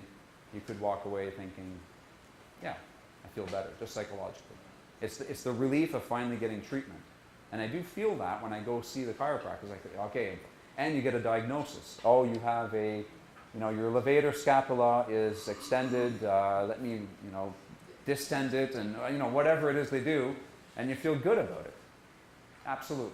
So all these things mean that it's really hard to ascribe it, unless, like Luke said, unless there's very specific things that you can measure really well. Did you know about this or not? Yeah, that you can measure. You could argue, though, that you might have learned about something in the absence of the program. So, I mean, this, yeah.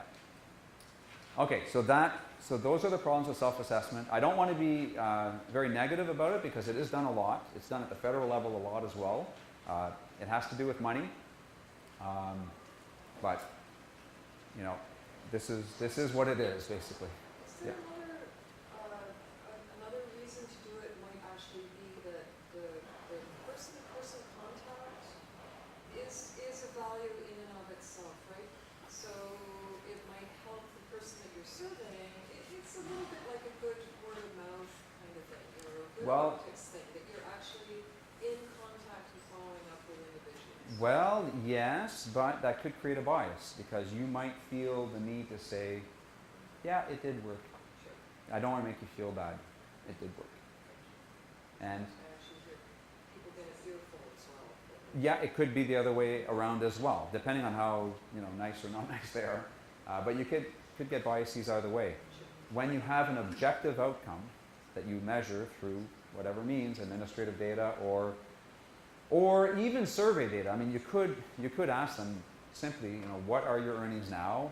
Compare them to before, and then find some counterfactual group.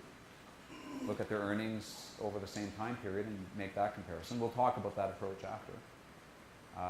But focusing on more objective things is definitely a better thing.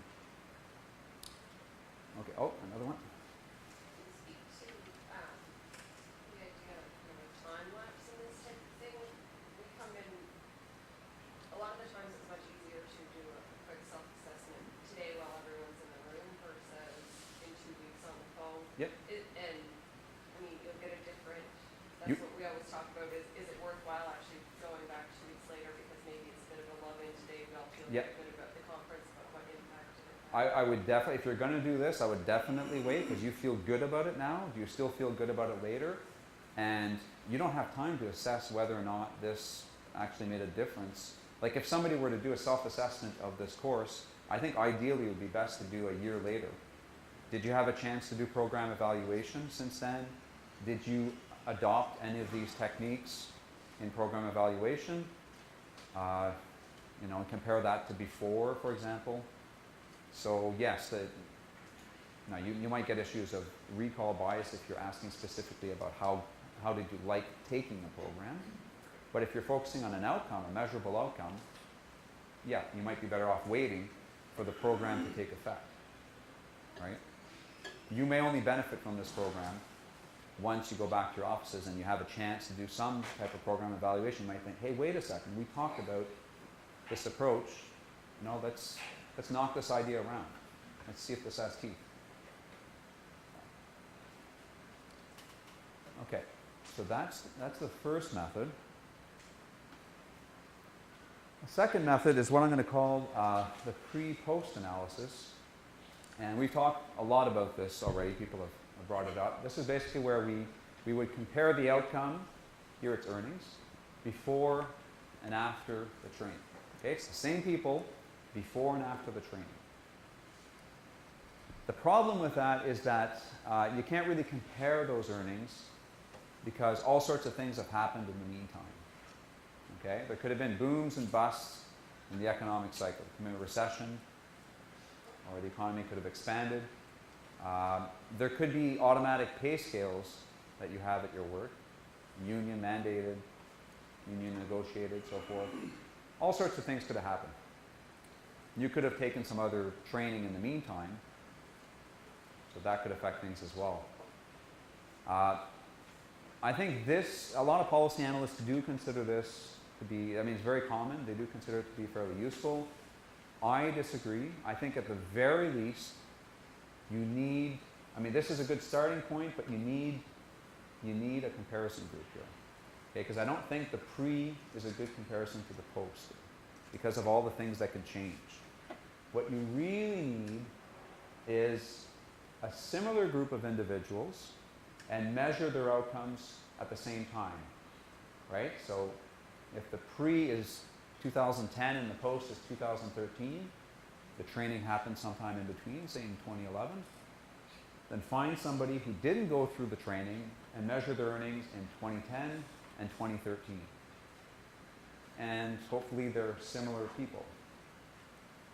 That would be a better approach. Just curious, depending on your sample size, that's a variable you pretty easily. Sorry, I'm having a hard time hearing. Depending on your sample size, that would be a variable that's fairly easily adjusted. Like if I was trying to look at it, in a lot of cases, if I'm doing anything work, I'm just fairly new into the policy development stage of things compared to city government. But if I'm looking at trying to find if this is effective and value per dollar, I'm actually interested in this, what was before and after, and exactly probably on that sample group. And I'm just thinking that from an engineering perspective, I look at that and I think, well, that's a variable I can find out. All I simply have to do is look at, was there a union settlement, was there, at You can, but you'd really have to be sure that you'd have to eliminate all the other possibilities, all other things that could have happened over that time. People's earnings go up for other reasons than pay scales, right? They could have become more productive for reasons that aren't related to job training. They could have found a job that just paid more, right? They could have put more work intensity into their program, more intensity into their job search. Maybe because they don't like taking that job training program, they're like, I got to go through this training to try to increase my earnings. Why don't I just I'll take the training, but at the same time, why don't I just look for a job? There's a million and one things that can happen. I'm thinking of the sample, and I think that's where the difference is. I mean, if you have a controlled sample, Yep. maybe you can, but you're right. If you got a sample that's diverse, it's Yep. very difficult because you've got different types of one up and yeah, no, I see what Yeah. you're saying. So the idea with the next approach is to do, it's called difference in differences, and it's basically what I just said. Let me just go up here. It's basically look at this, but have the same data on another group of individuals. Okay? So in this case, the impact would be the following. Okay, our estimate of the impact would be the following. In the pre-post analysis, it would simply be the difference in earnings for those who took the program, right? The trainees. Right? So it would be earnings post, earnings in period 2, and earnings in period 1. How much did their earnings increase? That's the pre-post. That's this stuff up here. Okay? Everybody see that? Okay? So in the difference in difference approach, it's the same thing, except you're comparing it to a group of individuals who didn't take the training. Okay, the non-trainees. You collect the same data in the same periods, period 1 and 2, for the trainees and the non-trainees.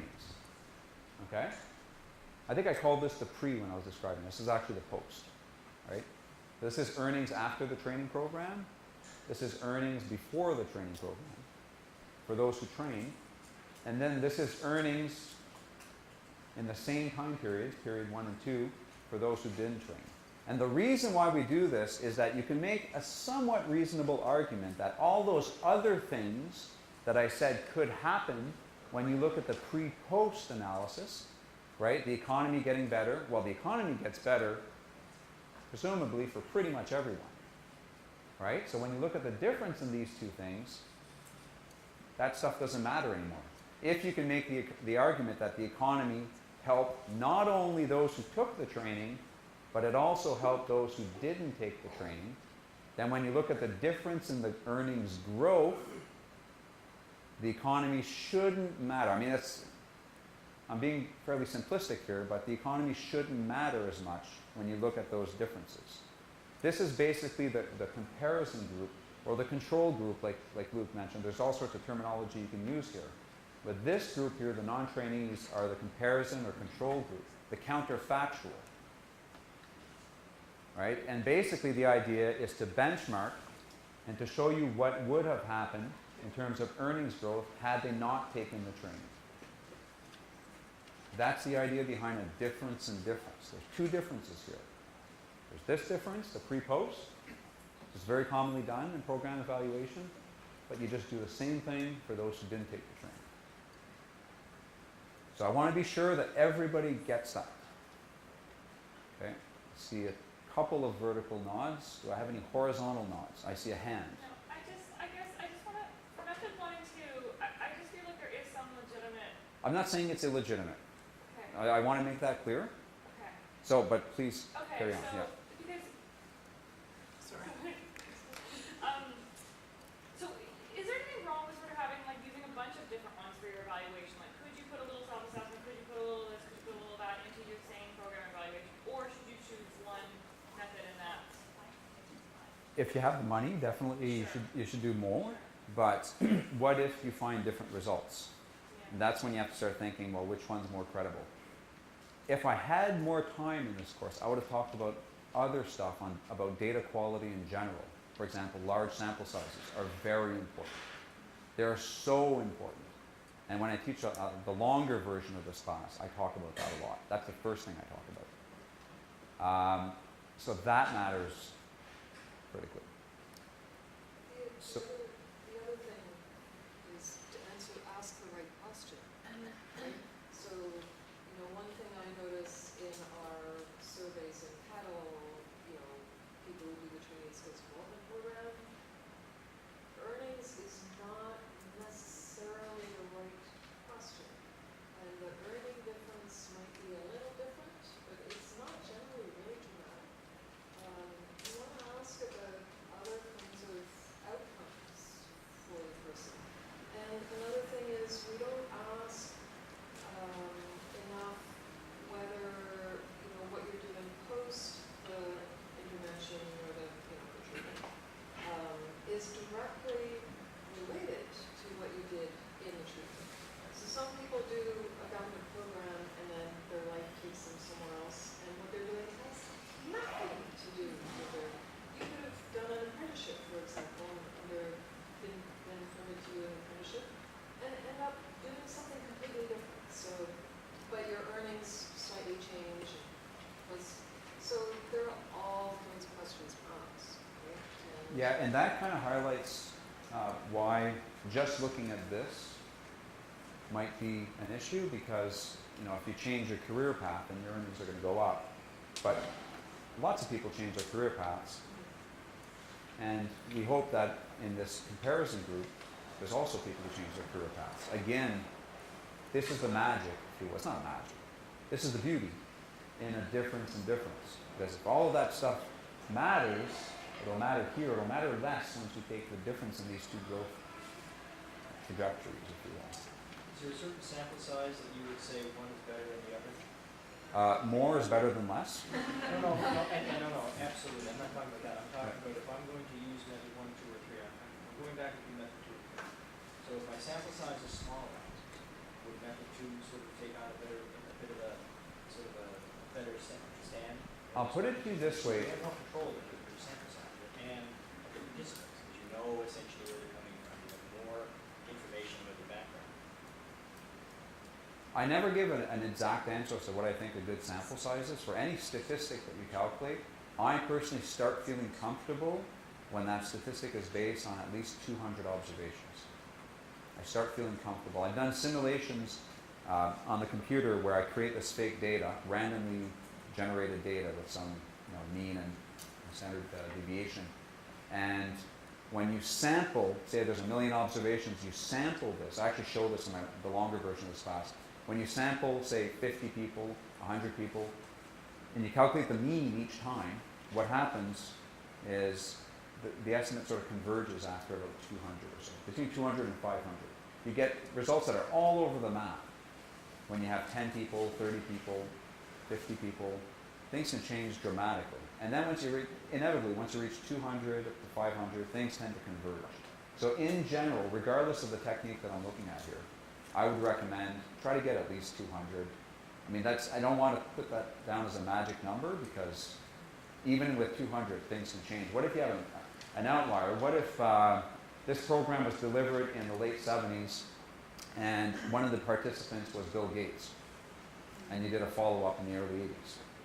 Well, earnings in period 2 would be, I don't know what, quite high. So you'd have an outlier. Yeah, definitely, all I can say is bigger sample is better. I know that wasn't your question. Your question was, does it matter in which one? You need a big sample for everything. But often our small clinical programs Yep.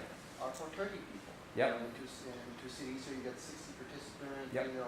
Half of them will answer your question. So, Yep.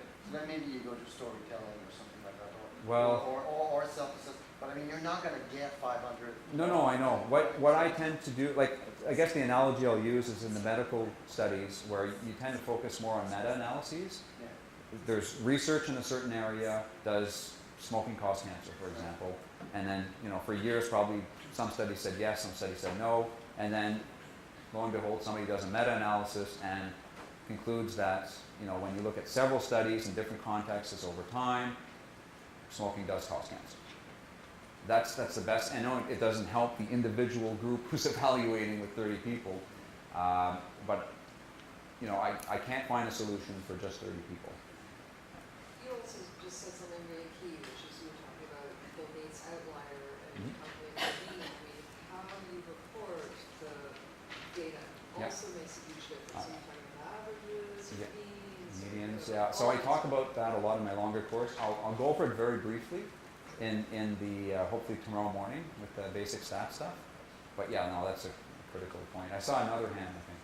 That's why I was sort of saying, can you not use these all three methods to try and explain any sort of differences? So if your sample size is small, then can you rely on method one, the self-assessment, to sort of like address some of the shortcomings of sort of the using data? If you not Well, if you don't, so that might be a twist on that gentleman's question over there. I think maybe you're getting at the same point. I didn't understand the question, but if you're, if you don't have a lot of data in terms of, if you don't have that pre-period, for example, yes, I mean, you know, self-assessment might be, it becomes more valuable here because you don't know what they earned beforehand, definitely. You know, if you, you can take it a step further and you could do an actual experiment. You can do some matching. We'll all talk about these techniques. You know, if you don't have the pre-data, then the pre-post and the difference in difference, we're not even talking about this. So planning ahead is definitely important. Thinking about what data you have or what data you can potentially have will definitely limit your scope here in terms of how you can evaluate the program. So that's why I said at the beginning, I don't want to trash the self-assessment approach. It's used a lot, but in an ideal situation, when you have the data, you have the money, then these techniques, in my opinion, get progressively more credible if you have the money. There's problems with this one as well. I'm just going to show that. And where I was at was, I want to make sure that everybody understands this approach, this difference in difference, okay? So this is like the treatment group here, and this is like the control group. Okay, we're looking at differences in growth rates. So if anybody has any big problems understanding what this is, please say so now, because I'm going to make it a little bit more complex in the next slide. Everybody's good? Okay. And as I said, this is a starting point for most, what I would call serious evaluations when you have the money, of course. I don't mean to be so pejorative. But it's used a fair bit. But this itself also has problems. I'm basically going to trash every method I'm going to talk about today. I'm going to trash the gold standard. And you'll see I have like 8 or 9 reasons why there are problems with the gold standard. Oh, question. Not quite sure how to phrase it. The equation of the trainee group versus the non-trainee group is a minus sign. Yes. Is there any conceptual point in making it a ratio and getting into elasticity concepts? Nobody does that, but, and you could. There's no reason why you couldn't. I mean, if you get something that's, if you did a ratio and you get something that's greater than 1, then it appears that your program is working because the growth rate of those who went through the training would be greater than those who did not go through the training. It's a different way of expressing it. I wasn't going to get hung up on the math. This is the typical way of doing it. It's just that the next approach is another minus sign. So to put that in a ratio, in terms of dimensions, I don't even know what it would look like. But you can. It's a mathematical tweak, I guess, that you can do. Before you choose an approach, do you have, or a method, do you have questions that you have to ask yourself before choosing the approach that would lead to choosing the best one for what you're trying to do? Absolutely. You need to know how you're going to be able to get, if you want to do this method, you need to know if you're going to be able to get this data. You definitely do. One really important thing with any type of evaluation, if you're doing it before a program is in place, you should at least get a good sense of who these individuals are, the potential participants, at baseline. Do a baseline survey, right? Find out everything about them, their age, their sex, their level of education, their income, where they live, their family composition, as much as you can, because a lot of these evaluations also rely on accounting for those differences. And that's the stuff we're going to talk about tomorrow with regression and matching. Okay, in addition to everything I'm talking about, you also have to account for those differences. I'm just talking about the basic setup. Okay, because up to now, it had seemed to me anyway that money was really the, Money and data, money and Yeah. data. I did talk about money because money is usually the final verdict. Money can also give you more data, right? Yeah. So both money and data. And like I said earlier, linking to administrative data files, which I think are being made more available, is a great way. If you can get access to admin files and get consent, you need to get consent, right, to get these people to follow them up. Or maybe not. Maybe there are laws in New Brunswick that say that you're allowed to follow them up. I don't know. we have to have more forward and something. Yeah, consent, yeah. Okay. So, this is a common approach. You'll see this a lot in the academic literature. Difference in difference is very very sellable as an approach. So let's do a quiz. So let's look at earnings. I'm sorry for the font here. I don't know what happened here. So earnings over time. So there's period 1 and period 2. The training happens sometime between period 1 and 2. Okay? Doesn't matter what these years are. It doesn't matter how long. Well, it does matter how long the follow-up, but let's just keep it simple here. So you have two groups of people, those who took the training. Forget about intention to treat and all that stuff that I talked about this morning. You've got people who took the training and those who didn't. So the people who took the training, their earnings went from this level to this level. Okay? So earnings grew. So it looks like the program worked based on 8. What evaluation would that be?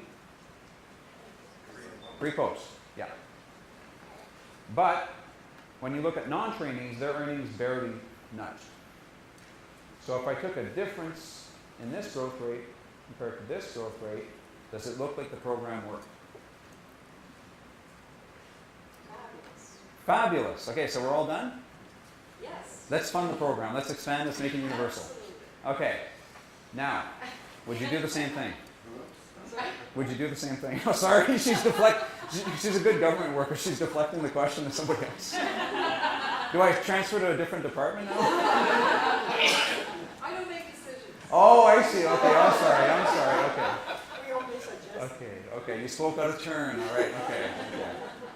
Okay. So more generally, if you look at this graph, would you say the program worked now? No, because the trend was there before. Exactly. It looks like it worked if you just look at this period. The pre-post looks like it worked. The difference in difference looked like it worked. But in actual fact, the trend was there before.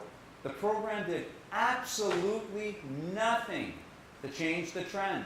It is a pre-existing trend. There was something about people who chose to take the training that they were high flyers, they were moving up in their career, and then a training program was often like, yeah, maybe this will get me to the stratosphere. My earnings are just going to shoot up even more, and I'm successful. I've got a lot of confidence. My earnings have been shooting up forever. I'll take it.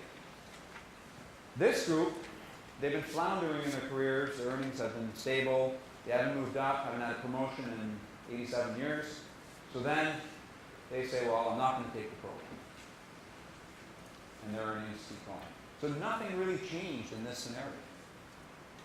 So really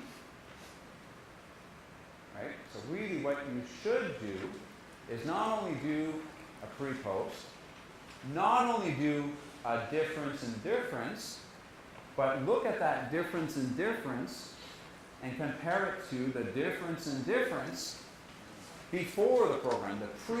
Look at the pre-existing trends. Okay, it gets messy here. I don't know how many times I have the word difference in there. Right? This is the difference in difference. You can call that a double difference. Okay?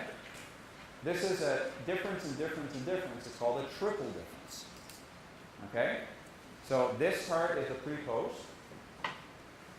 This minus this is the double difference. And then all of that minus all of that is compared, you're comparing it to the pre-existing trend. That's a triple difference. And that's actually very good. I see a lot of, okay, I'm being very picky here, but I see a lot of academic papers that will, and I've done this as well. It's usually limited by data. If you don't have a long time period beforehand, you can't do this stuff. So you're limited to difference in difference. All right, this is why, you know, in my research group at SACAN, when we see longitudinal surveys that are only 6 years long, we always say, you know, 6 years is not a lot. There was a survey called SLID, you know it very well, Survey of Labor and Income Dynamics. It was thought to be the greatest thing since sliced bread, created in the 90s, but it only had 6 years. So if you want to evaluate something that happens, say somebody takes training, goes back to school, adult training, you had 6 years of data for which to look at their earnings just before training, a long enough follow-up to training, and then you had to establish pre-existing trends. That's really tough to do with 6 years of data. Very tough. That's where administrative data becomes more useful in that sense. There's limitations with administrative data as well, but usually in terms of the information you have. Sure. So my first reaction, given the example that we're dealing with, which is, you know, pre and post earnings with a training program, people who took it, people who didn't. Yep. With the pre-existing trend, that says to me that you're using a really bad control group. They're not comparable groups. Exactly. Exactly. So That's exactly when right. you're going into this, you need to be, we were talking about this yesterday morning, Yeah, they're about different. how when you do program design, you need to factor in all the questions, you know, the evaluation right at the outset, so that you know exactly what you want to find out, and you craft your evaluation and your survey and your pilot groups really well.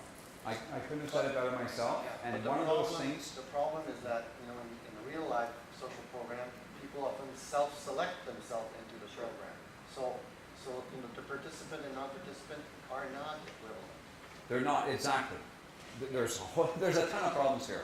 So what we do, to the best that we can do is at least try to make sure that they're similar based on what we call observable characteristics. Okay, there's Luke's problem as well. It's the selection on treatment. I'll talk about that in a second. But you want to, in addition to making sure, say you're at baseline here, okay? You're just around here, and you'll ask them, what are your earnings right now? Okay, this is before the program. What are your earnings right now? What's your gender, your age, where you live, etc., etc. But in addition, a really useful thing you could do is get information on the outcome beforehand. Right? You want to measure earnings? Well, ask them, okay, what are your earnings now and 5 years ago, or something like that? What are your earnings? If you want to do a 5-year follow-up, say, you'll get their earnings 5 years later, but ask them 5 years back, what were your earnings? Or get consent to link to tax files if you can. But doing that will help you a lot to make sure that you've got roughly similar people. You've still got the point that Luke makes, which is people could still be different. Okay, and I'll talk about that in a second. Sorry, this is why it's a good idea when you're piloting something to do it in a community, like a municipality.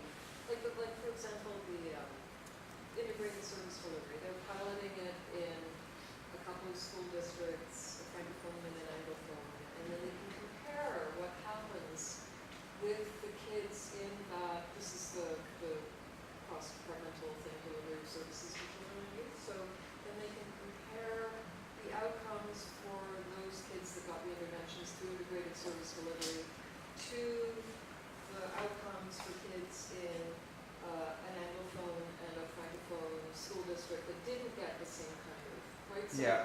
but So there's you still have to have roughly comparable communities, you know, economically. You want it as much as possible, with all the information that you can get, trying to make sure that they're as similar as possible. It won't fully solve the problem. You can still have problems. Come on, you're such a pretty man. I told you at the beginning, you cannot actually get, you cannot actually, if you can solve the fundamental problem in program evaluation, I don't hand these things out, but I'll give you a Nobel Prize. Okay? If I could. There have been Nobel Prizes for somewhat solving selection issues that Luke just pointed out. There's an economist, James Heckman, he won in the year 2000 for work he did in the late 70s. It didn't fully solve the problem, but he got a Nobel Prize for getting closer. So everything you just said, there's a lot of issues, and again, I keep saying the same thing, we're going to see them as we go along. There's a ton of interesting stuff there, implications to what you just said. So the key point though is get as much information as you can before you deliver the program, and in particular, the outcome in question. Get past information on the outcome in question. So if you don't do that, if you don't get the information on the outcome in question, then you're stuck with having to make a big assumption. It sounds bad for an economist to say, oh no, you have to make an assumption. Economists make assumptions all the time. Well, you have to make an assumption here, and the assumption is common trends. Okay? So if anybody ever comes, if you hire a consultant to do work and they do a difference in difference approach, right? They just do this. They do a pre-post with a comparison group. You can say, yeah, but aren't you assuming common trends? Aren't you assuming that the trends were they don't have to be flat here. They just have to be common, right? Aren't you assuming common trends when you're making this comparison? Just to come back on the comment here, integrated service delivery is actually my project. There you go. And one of the big problems that we've had in choosing our samples, basically the project what it is we offer services in the schools for children and youth who have moderate to severe emotional behavioral issues or mental health issues. And literature shows that there's a trend between positive mental health and absenteeism or attendance in schools. So we want to collect the data, and we're doing a bit of a pre and post analysis with a control group. But choosing that control group has been a big problem because we've got two demonstration sites, the Francophone and Anglophone, and we've determined that we can't really compare one demonstration site with another school district within the province because there's too many factors that might influence absenteeism. Different schools, different school principals, they might have different policies on absenteeism, different consequences for missing too many days. So you can't really compare one group to another. So instead we're doing the comparison within the same school. So we're doing like a control group. So within one school, we've got the group that never received services through ISD. And we've got the group that did receive services. And we're comparing the two to see if there's an overall trend through the years. Yep. And then to see if there's a difference pre and post between that ISD group. But again, the difference is there's no way to know whether the people that are in the control group would have had the same emotional behavior or mental health issues. So you may be comparing a healthy population to another population that they're really not. So if I could ask, is this just, like, is it a program that's offered to everyone, and then people who have mental health problems will likely choose to take the program, and those who don't have mental health problems will probably choose not to take the program? Because if that's the case, and you do it within the school, then you're going to get very different people. Well, there are criteria for admissibility. So if there's a referral made to get accepted, I don't say accepted into the program, but to receive the services, you need to have certain criteria met. At a minimum, you would have to only look at those who have that criteria and somehow have it so that not everybody has access to the program. Is it possible to hold a lottery? I'm serious. Well, and it's determining whether they meet the criteria is virtually impossible because you can't go to every child and say, do you have mental health issues? So Right. we'll have you But if you went into the services, school, and if not good, we'll have you through the. but if you went into the school, you had posters up or announced through the classrooms, Right. basically saying, there are these services, you can discreetly fill out a form, just go see the counselor, the school counselor, you fill out a form, you anonymously do it, and then, but it'll be a lottery if you get in or not.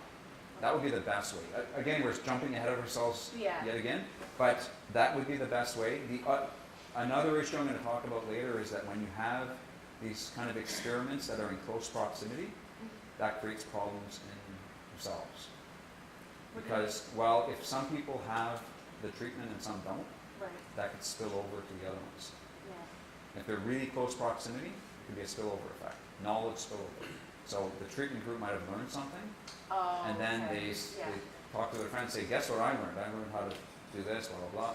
Now, maybe in a program like this, it's more of a discreet thing. People don't want to talk about it. Right. Maybe you're okay.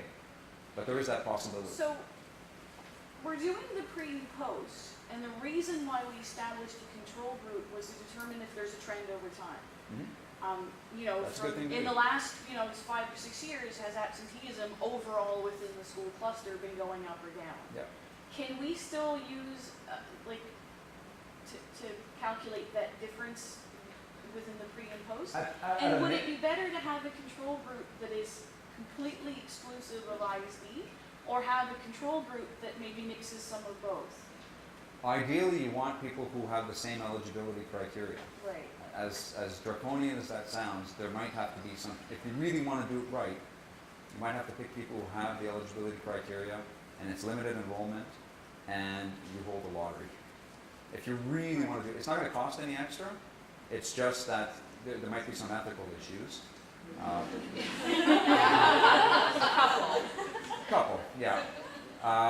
There are other ways to do it, and I don't want to give away the whole course. There are other ways you can do it, and it has to do with how you design your program. So why don't I just deflect your question to the future me in a couple of slides from now, because there's other things you can do. So when we get to the section on discontinuities, that should, you'll think about your program, and if I forget to talk to you about it, bring it up again or something. Yeah. Okay. Okay, so yes, you have to assume common trends if you're just doing the difference and difference. Okay, so if you're critiquing a consultant that you've hired, and you want to look really cool in front of your boss, say, aren't you assuming common trends? And that should not. If your boss doesn't know what that is something to think about. Okay, so where are we at? We've done all of this. Okay, so now let's assume we do actually have common trends. Okay, so that's not an issue. We've got common trends, and then we've got the group of trainees whose earnings increased a lot, and the group of non-trainees whose earnings were relatively flat. But we know from a follow-up survey that those who didn't choose the training, well, maybe they didn't choose that training because they didn't like it and they thought that there's some other type of training out there that they could do instead. And that's what they did. They chose alternative training. So the problem here is that really what you want to compare is people who are identical, and we'll assume they were identical going into the program. I'm making this very simple. They're identical going into the program. And what you want to compare is people who took the prescribed training and did not take the prescribed training, and the rest of their lives were exactly alike. Okay? That's unrealistic. Because this group, like I said, in this case, they took alternative training. So then things get confounded. That's an important word, confounded. Right? In fact, this alternative training is a confounding factor. The treatment you wanted to give to them was the government prescribed job training. But if these guys went off and sought some alternative training, that's a problem, because now you're comparing government prescribed training compared to some other stuff. Not what's the marginal impact of just that government training. So it's possible that had this group not taken that alternative training, it's possible that for some reason their earnings might have declined, in fact. Maybe the economy went down in the dumps. Maybe earnings would have declined for everybody here, including the trainees, but the trainees took the training, so their earnings actually rose, and these guys took alternative training, so they got up to the flat level. Maybe it was terrible training and they would normally have gone up. Yeah. I mean, all sorts. The point is, it's confounding factors. Anything can happen. Okay, so this approach, even if your assumption of a common trend, my point I'm making here is, even if your assumption of a common trend is correct, you could still have this issue of confounding factors. There's other stuff that can happen. I mean, you can monitor this when you're doing this program. And this has to do with how you design your follow-up. You can monitor this by asking both non-trainees and trainees, did you take any other type of training that was designed to help you in your job search or designed to help improve your career? If so, how many months, what kind of training, get some information on the training. Those are useful things to do. At least you can monitor it, and then when you're doing the evaluation, you're presenting results, You could say, well, we saw higher earnings growth for the training group and the non-training group. We did find, I'm all making this up, but we did find that those who didn't take the government prescribed training, they took some other training, but it was only 8% of them, and it was usually very short, you know, so it's hard to say that, that really changed their earnings trajectory. So it's sort of negligible. Kind of at the best, that's what you can do, is just monitor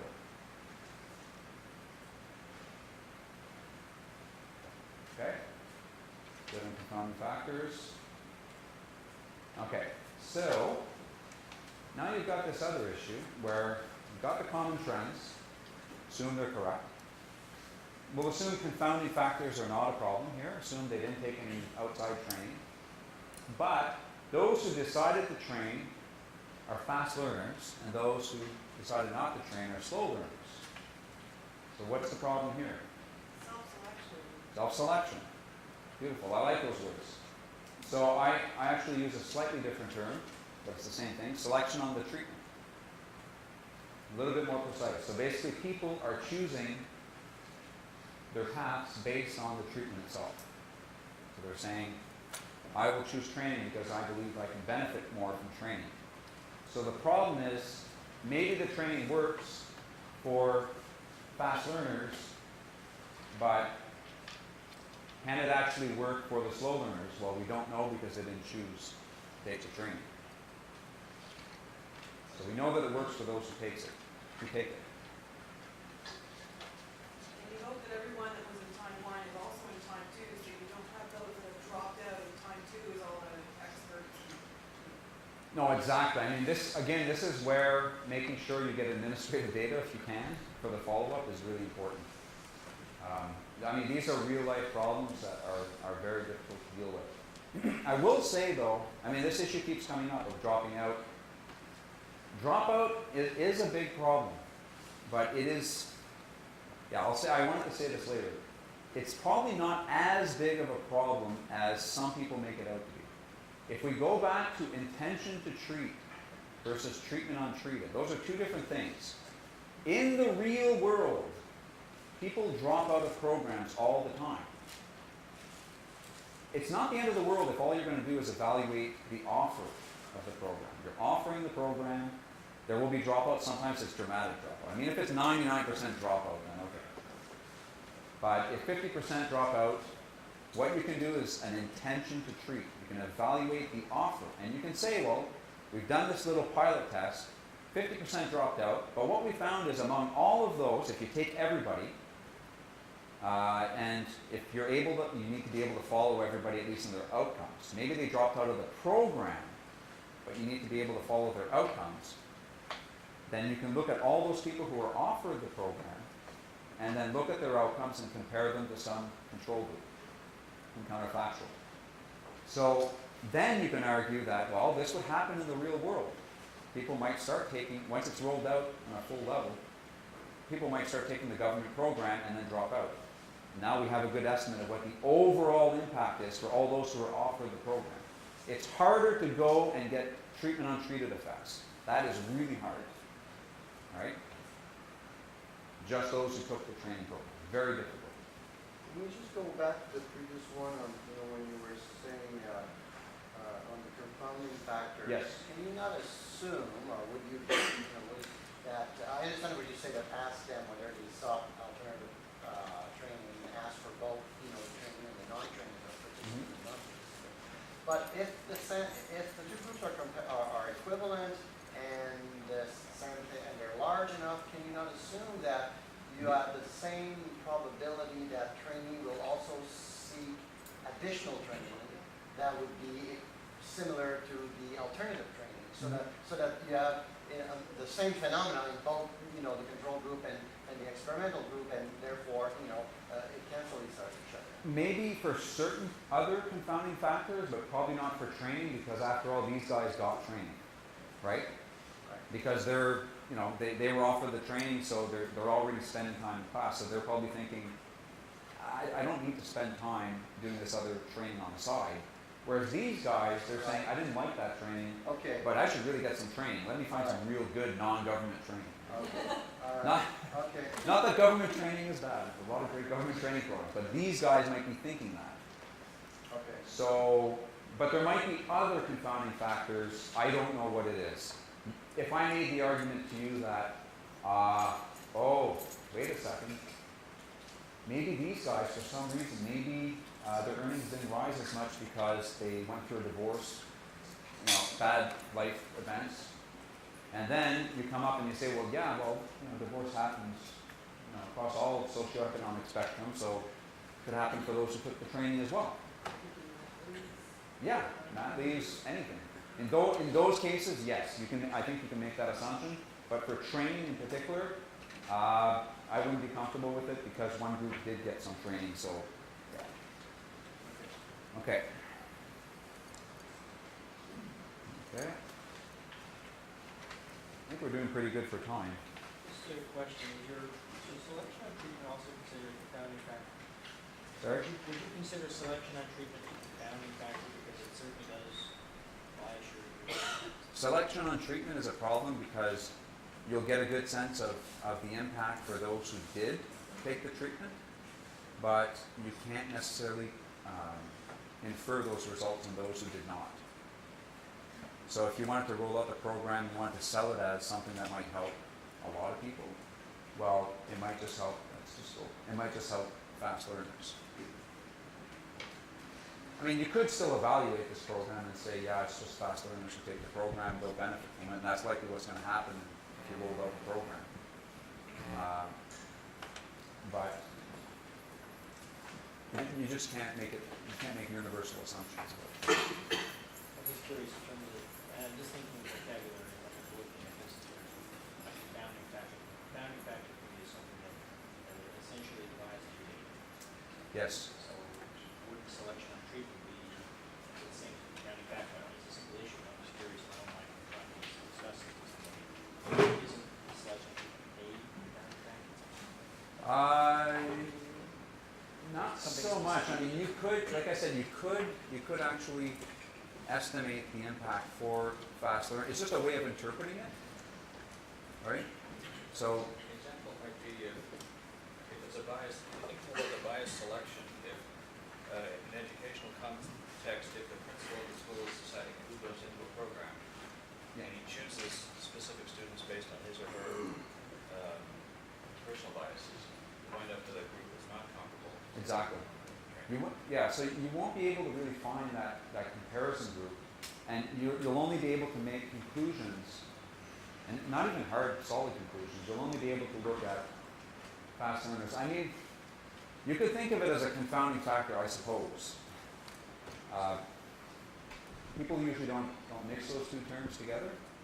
Confounding factor is more about external environmental factors that come in, play, and affect one group more differently than the other group. But they could affect it. It could affect everybody That's the equally, issue. or it could not, in which case it's a problem. Selection on treatment has more to do with the person itself being different, and they are choosing to take the treatment or not. Or it could be, like you said, that's a great example. The principal says, you qualify, I think you'll benefit from the program, you won't benefit. It's just that if you want to take that program and roll it out on a bigger scale, make sure that you understand that the program worked for those who took it, not necessarily for those who didn't take it. It's kind of like the example I had earlier about post-secondary education paying off for most people. They've self-selected into post-secondary education, it pays off. But if you expanded the program and tried to get people who don't currently take post-secondary to take it, it might not benefit them. It's the same idea. Because of that selection on the treatment. It's exactly the same thing. Yeah. Selection on the treatment, is that something that you, like fast and slow learners, did you ask them if they identify as it, or is it, I guess I'd understand. No, if it's just something that- only women opted in, that'd be clear, but for the purposes of what we do, it would be maybe one family felt more ready to take that program, or how do you do that in? You don't. I mean, some people might try it. I don't think there's a good way of doing it. It's just it's a theoretical possibility, but it's a real theoretical possibility, right? It's almost certain. It's almost a certainty that if you give people the option to choose, the good one, the ones who think they'll benefit the most will choose it. So how do you won't be able to identify them. I mean, there could be some slow learners who took the training program and just said, I've got nothing to do, I'll just do it. You So know. how do you discuss that in your report, when you know that's happening, and you're in the situation and you say, I do want to roll it out, but I want to say that it's only fast learners? Is there a way to kind of rigorously, with a bit of rigor, Isn't that talk about? eligibility criteria? I mean, that's in the program. No, it's more than eligibility criteria. The eligibility, these people might both be eligible. Those are observable characteristics. The selection on treatment is something that's unobservable. Okay? If it's something that's observable, we can take that into account. You have your baseline survey, you collect the information, you collect your existing trends, and then using techniques we'll talk about tomorrow, we can account for that. Regression and matching. We can account for that. Selection on treatment is when we have some factor, some characteristic about people that determines who takes the treatment or who doesn't, which we do not understand. We don't know what that characteristic is. Here I just said it's ability to learn. It could be interest in the course. It could be something else. Something that we usually don't have a good measure of. And that's a problem. And you can't really control for that. You can do a random assignment, and that will almost fully control for that. There are still some issues with that. But that's probably the best way to account for selection on treatment. It is the best way for selection on treatment. I won't. Well, I think Is that possible in our context? It depends on the intervention. If the intervention is legislated, you can't deny them the intervention. So I will talk about those issues in a second. I'm glad you brought that up. So I'll talk about that. Yes. Now it's getting exciting. Okay. I'm not an instructor, I'm more of an information flow manager. All I'm doing is containing the flow and making sure we follow the flow of the course. I saw another hand Well, up.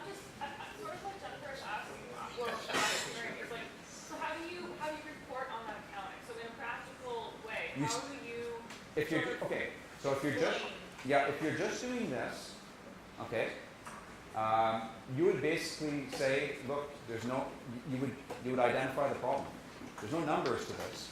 You would basically say we had an eligibility criteria, people qualified, but some people took up the training and some people didn't. By the way, it's quite possible that people who took the training are very different from those who didn't take the training. You simply note it. There's no numbers you can attach to this. You can say the take-up rate was 50% at the origin, like 50% initially took it up. There's a dropout rate as well, and so forth. But you simply note that is a very real possibility. You could qualify it and say, for example, fast learners might take it. For example, people who like sitting in classrooms might take it. People who know that they'll benefit from the program for whatever reason. But it's almost your imagination. I mean, you have to think about all the possibilities. There's no technical way of really knowing this because by definition, these are unobservable characteristics. That's the key point. Observed characteristics, you collect them here. And you can account for them. There's techniques to account for those. It's the unobserved stuff that's challenging. And you note it, and you may be able to account for it based on some other techniques that I'll get to very shortly. Yeah?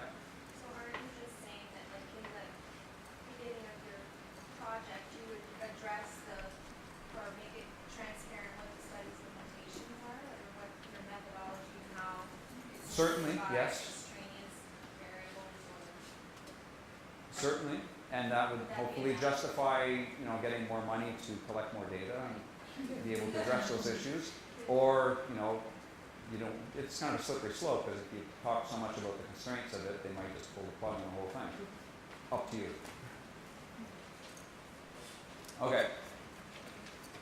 So this is a selection on treatment issue. So let me just summarize here. So this, for the difference in difference stuff, okay? So when you're doing difference in difference, just the double difference, right? The pre-post minus, you know, what the control group trend is, you're assuming common trends, right? You don't have that historical data in the past on the trends. Don't know what the pre-existing trends were. Triple differences solves this problem. Okay, so that's great. So if you have triple differences at baseline, collect data on historical outcomes, and get that trend ahead of time.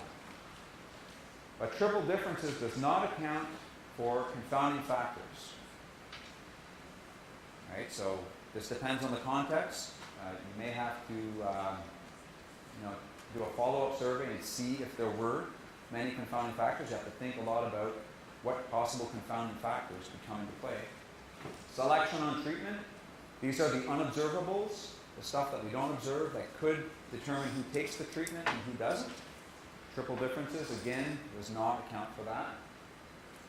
Another issue with triple differences is that some outcomes are better measured once, like death. Not many people die twice.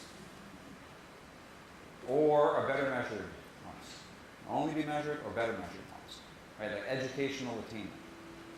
Right, if you want to know the role of a government grant on high school students in their educational attainment, that's usually largely a one-shot deal. I mean, you can go back to school years later, but it's better measured, that one time, maybe between the years of 18 and 25 or something like that. So sometimes these difference and triple differences, don't even apply, right? You can only measure things once. So you need techniques that would help you account for confounding factors, hopefully, selection on treatment, and can also be applied when the outcome is only measured once. Just a post stuff. Measured just once, and you can do that. Mark? Yep. I appreciate all of these, but at the same time, difference in differences, it's used quite often, and it's pretty good. I think that's when you stepped out of the class. You need to pay more attention, Yes, that's a good point. That's a good point, and reminding, absolutely, difference in difference is used a lot. Even the very first, the self-rated, I don't even remember, self-assessment, that's used a lot. Money and data matters a lot. It basically constrains what you can do. Difference in difference is used a ton. In the academic literature, I even said that I use difference in difference a lot. It's just very commonly used. If you can, use triple differences, but if you can go even further, try to account for these things. There are other methods that you can use. Okay, so that's what we're going to look at. Just now. triple difference. I mean, if you are planning something that is not yet on the ground, you don't have to ask so much, and so you can try to start collect data on your prospective participant now. There's no program, so you are in a way, it's pre-programmed. It's not, and so you won't have to ask a retrospective question. Just do a couple of this month, next month, and then only in 3 months do you actually start the program. So you have 2 point-in-time measurement pre-program. So you are in good shape to do a triple difference. And it wasn't too costly because you thought about it earlier. Right? So just a pick. And the nice thing that the problem that solves, and again, this is stuff I talk about in the larger version of this class, and I talk about data quality. That's a big component of the course I teach, and that's recall bias. Right? If you ask, we go up here. If you ask at baseline, what were your earnings 5 years ago? Your results aren't going to be that credible. Hopefully, the level of bias will be the same for these two, we hope. Not necessarily the case. After all, these guys are fast learners, and maybe they're good rememberers. So, but, yes, that if you're planning ahead and you can wait, if your funders can wait for, a few months or whatever, then start collecting data. Or, like I said, get administrative data. Either way, getting that pre-existing trend is very important. But as I said, it does nothing for confounding factors and selection on treatment, and sometimes we can only measure the outcome once. So we need techniques that will account for that. So let's do that. Oh, before I leave triple differences, I want to mention that they're sometimes used to evaluate policies in a given jurisdiction. And here they become even more useful when it's done at the jurisdictional level, at the provincial level. So if you have a policy that's introduced in one province, and you do this triple difference. So, for example, say there's a new child care program that's introduced in New Brunswick, and we want to look at, say, test scores. Actually, it doesn't matter. Child test scores. What we could do is compare trends in New Brunswick in the child test scores to those of a comparison province like Nova Scotia. If you argue that Nova Scotia and New Brunswick is similar, there might be some differences that you want to account for, but that's the comparison group. And that might solve for the selection on the treatment problem as well. Typically, triple differences don't account for this because it's individuals, at the individual level, people are choosing to take the treatment or not. But at the jurisdictional level, at the province level, it's not the individuals who chose to take the program, because here you're just looking at New Brunswick versus Nova Scotia over time. The people who decided that New Brunswick was going to get the treatment is not the specific individuals, it's the politicians who decided. So if you can make the argument that the politicians are less selective in their choice to offer the program than individuals are in taking the program, then you may be able to get away with making this argument that at the jurisdictional level, triple differences are slightly better than at the individual level. In other words, it's easier to evaluate. But here you're looking at intention to treat, right? This is all based on intention to treat. You look at all people that qualify for the program in New Brunswick, compare them to Nova Scotia, do a pre-post, look at your pre-existing trends. If you can argue that the politicians introduced that program in New Brunswick, but the politicians in Nova Scotia didn't introduce them in Nova Scotia, not because of the populations there, but because the politicians in New Brunswick, maybe an election was coming up. That's a fairly, random thing, not random, but it's not related necessarily to the people in New Brunswick. It's just the rules in place. So an election is coming up. That's not related to the child test scores in New Brunswick or the people. Well then, that's why they had the child care program. So you would be on a slightly firmer ground in saying that that was fairly random, and therefore you can at least compare the outcomes in New Brunswick and Nova Scotia with all the triple differencing and make a claim that it's slightly more close to an impact. So is it because it's self-selection cancels out between the two provinces? They both have a self-selection? Yes. Yes. Now we're talking about the selection of politicians choosing to offer the program. Right. The eligibility criteria must be the same income levels, same age groups of children.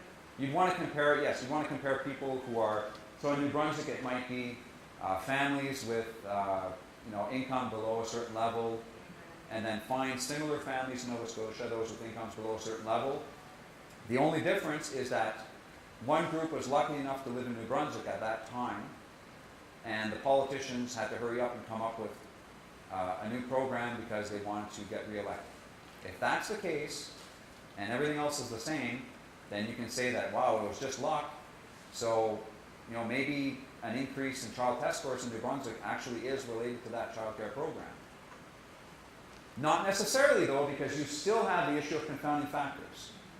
Because now it's actually maybe even worse at the provincial level because it could be other programs in play.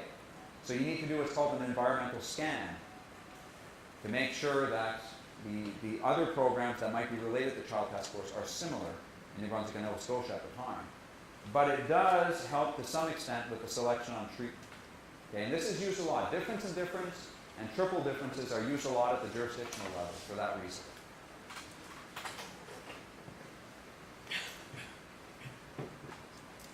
So that's your answer to Jennifer's question. I don't know who Jennifer is. Oh, my colleague Jennifer was asking. Okay, and I don't remember her question. So, what was your question? On the selection on the treatment. Yeah. So how you can help with selection on the treatment? I thought it had more to do with quantifying it. Like how do you report it? No, that was your question. Okay. I have a particular Yeah. project in mind, so yeah, So- thinking about how, because we have, it's an optional program, Mhm. but for a select group, that it would be, that we've talked about how to do group. That means, we said, the group that doesn't select, Yep. this program is not. As Yep. a comparison, we say that's don't select. Yeah, so I guess the moral of this story here, sometimes we tend to think about our own world, right? Our own province, our own jurisdiction, but comparing ourselves to others might be useful, right? And triple differences is a perfect example of that. Okay, so before I leave difference estimators, do I have any other questions on it? No? Okay. Okay. I made the executive decision not to talk about this stuff because I've never done this with the policy group that I've been teaching, and it's very awkward to go through. It's called instrumental variables, and for academics even who do this, who try to do this stuff a lot, it's very, very challenging to find these instrumental variables that help control for these selection on treatment effects. And it's even harder to convey this to people who don't have a strong background in econometrics. So I gave it a shot. I had a bunch of notes there. I'd be happy to talk to you about it over lunch hour. I've successfully done it once in my life, and it was actually on something that had nothing to do with policy. Generally better for academics who are interested in understanding behavior, right? Not so much for policy. It can be useful for policy if you can find a good instrumental variable, but they're so difficult to find, and the worst thing is, you'll never know if you actually found a really good one. It's very difficult, but I'd be glad to talk about this. I'm just worried that this is going to chew up a ton of our time.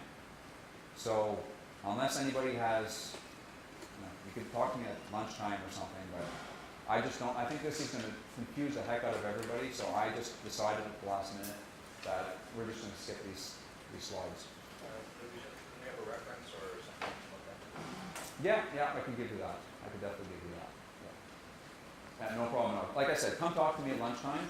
It's just, again, the odds that anybody will ever use this successfully is very low. And what I'm more concerned about is that even in the academic world, people tend to use these, but they use them incorrectly. Right? They tend to make mistakes with this, and the results that you get by using this stuff is often very strange. You get very strange results. The findings are not robust. Sometimes you find this magical instrument that helps you control for selection on treatment, and what you get is the results just change completely from one direction to the other, and people make these wild conclusions.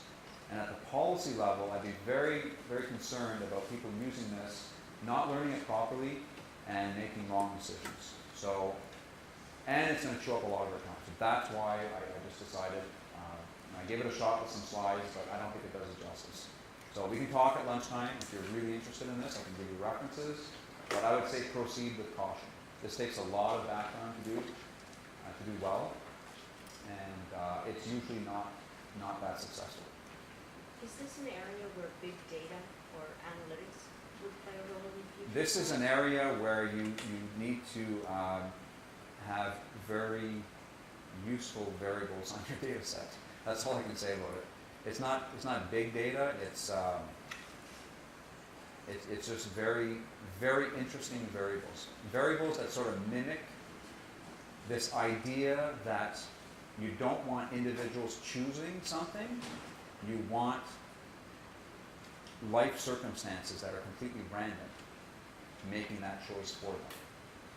It's very, very difficult. I did one, just to give you an idea, I did one study where I was, and this doesn't have that much to do with policy. I guess it could have something to do with policy. I did one study where I was looking at how the number of children you have, right, fertility, number of children you have in your family, affects the division of labor within the household, right?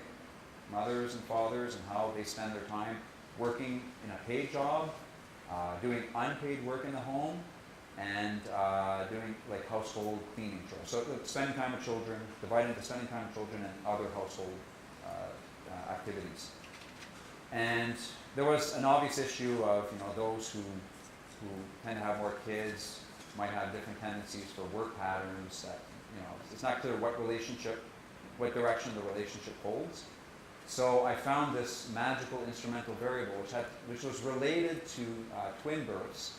It was a little bit more complicated than that. It was twin births on the second or later child, because most people in North America just want 2 kids. That's the magic number. So if you have a twin birth on your second birth, then you'll end up with 3, right? It's the oopsie baby, right? No, the oopsie baby is something else. So that gives you sort of a random shock. All of a sudden you have 3, and then you can compare people who had a twin birth on the second to those who didn't have a twin birth on the second, and you can argue that they were the same, but I was looking at old data, so it was before IVF treatments, in vitro fertilization. So it was pretty much all random, and then I compared those 2 groups of people. Another instrument had to do with the sex of the first 2 children. Almost everybody wants a boy and a girl on the first 2, right? So if you have 2 boys or if you have 2 girls, how many people, well, I don't need to show hands, but you can answer this yourself, but how many people in here actually had a 3rd child because they had 2 boys or 2 girls? I've known people who, you know, had 4, and they stopped on their 5th. They had a girl in the 5th, and that was it, right? So that happens a lot. So that's another good instrument. It provides you a shock. If you have just two of the same gender in the first 2 kids, it gives you a shock, and therefore you end up having more kids than you anticipated. And if you can argue that the gender of the child is random, largely is, becoming less so. I think there's sex selection stuff going on right now. I'm not too familiar with it, but I think it's available. Then you can make the argument that the 2 people are the same, regardless of, you know, what gender your first 2 children are, and then you make those comparisons, and then you have a good impact. So that's the idea behind instrumental variables. But again, let's talk more over lunch. Okay? It has more applications, like I said, to things like behaviors, economic, sociological behavior, and other fields. Okay, so I'm going to skip over all of this and talk about something that's a little bit easier to grasp. Discontinuities. And I had a mental note that discontinuities could help you, so remind me what your issue was when we go through this, or if it answers the question for you. But it's a way, it also addresses a point that the lady had at the back about if you have an ongoing program, what can you do to evaluate it properly. There's things that policy designers can do that are highly sellable, that are largely ethical, that are done, and allows you to evaluate a program in a fairly good way. So discontinuities is one of them. So the example here, I'll just stick to a job training program just to make it simple. So it's a one-time job training program. It's offered to what I'll call older workers. Okay, I don't mean to offend anybody, but these are people who are 45 plus. Like I said, I'm in my late 50s, so I'm part of this group. Right? And it's offered on a given day. So they're 45 plus on a given day. If you're not 45 plus, if you're 44 years old and 364 days, too bad. You don't get the program. If you're 45 years old and 0 days, it's your birthday, happy birthday. You get the program. You qualify. Okay? These programs, they exist. We have programs like this. Okay? So it's passed the ethics test, as far as I can tell. So the idea here is that, now here, this is a method that allows you to look at one-time outcomes. Okay? Earnings 5 years later. That's all we're interested in. 5 years after the training program is off. So you have your cutoff. This is age. You have your cutoff, 45. And people who are just below the cutoff, they don't qualify. People who are just above the cutoff, they qualify. So what you can do is argue that around the cutoff, age 45, Are people different or are they similar? Forget about the program. They're similar. They're similar. It's luck. I mean, you're born, you know, we had 2 kids. We tried getting them born exactly 2 years apart. We wanted a boy first, a girl next, and just 2. Well, we came really close. The only difference is that there's about 2 weeks difference between them. That's it. Right? It's very tough to get that right on the day. So, not that it mattered that much to us, but we just had in our minds that 2 years was. Is that your next slide? That's my next slide. No, the Giphy video file or whatever didn't work. Okay, so the idea though is that people born just before and just after 45, in absence of the program, virtually identical, right?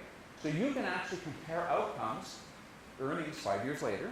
No pre stuff here. Don't need it, because if you can argue that these people are almost identical, it's beautiful. You have an evaluation of the program. And you look at a group of people just below and just above, and you can compare outcomes. It's not perfect. And I'll talk about that in a second. But let's think about how beautiful it is before we start trashing. Okay? It's great. And policy analysts, policy designers in particular, can create these discontinuities all the time. There are some at the federal level. I'm sure there are some at the provincial level. You can base it on age. You can base it on income. I've done some research based on income. I've actually been asked recently by HRCC to do some research on a grant that's offered to children based on their parents' income. And if their parents' income is $1 above the threshold, too bad. And when the grant is announced late in the year and you just don't have time to change your income, around to try to get the grant, you can get that. You can get that grant, right? You can do the evaluation. So that's great. I don't know if I need to talk too much about this. There's fuzzy discontinuities and sharp discontinuities. Fuzzy discontinuity is one. Sorry, I'll start with a sharp. A sharp discontinuity is one where you definitely get the treatment if you qualify. A fuzzy discontinuity is one when your probability is higher of getting it. This all has to do with the program design. But that's neither here nor there. That's just for the sake of completion. What I really want to talk about is the limitations of using discontinuities in program eligibility. First of all, they're rare, but they don't have to be rare, right? If you're involved in designing programs and you create sharp discontinuities, nice big eligibility cutoffs, then the discontinuities can be there. And the key point is that you want to make sure that the treatment you offer, let's go back up here, the treatment you offer to these guys is very different from the treatment you offer to these guys. Here it's this training program, so you can argue, okay, it's a big treatment. If it's a grant, you might be tempted to have sort of a gradually increasing grant based on your income, for example. It might be tempting to do that, but when you do that, and the grant size is not that much bigger for people who have a little bit more income, then you're not going to be able to compare a big treatment, a big program. It'll just be a small dollar amount. You're better off having this big cutoff. All of a sudden, the world changes. The more the world changes at that cutoff, the better it is for you. I mean, it's good for an evaluator, but Yep. politically, Absolutely. it makes the program look like it's a bit of a fluke or Yep. Yep. and people, that's why, they don't find them so much, because it's arbitrary. Individual will actually call their MP, and this is an arbitrary cutoff. Yeah, absolutely. It's this is the dichotomy between researchers and program and policy analysts. There's different constraints. You have to get away with it, but there's some that are still being implemented today. I mean, the Canada Student Loans Program.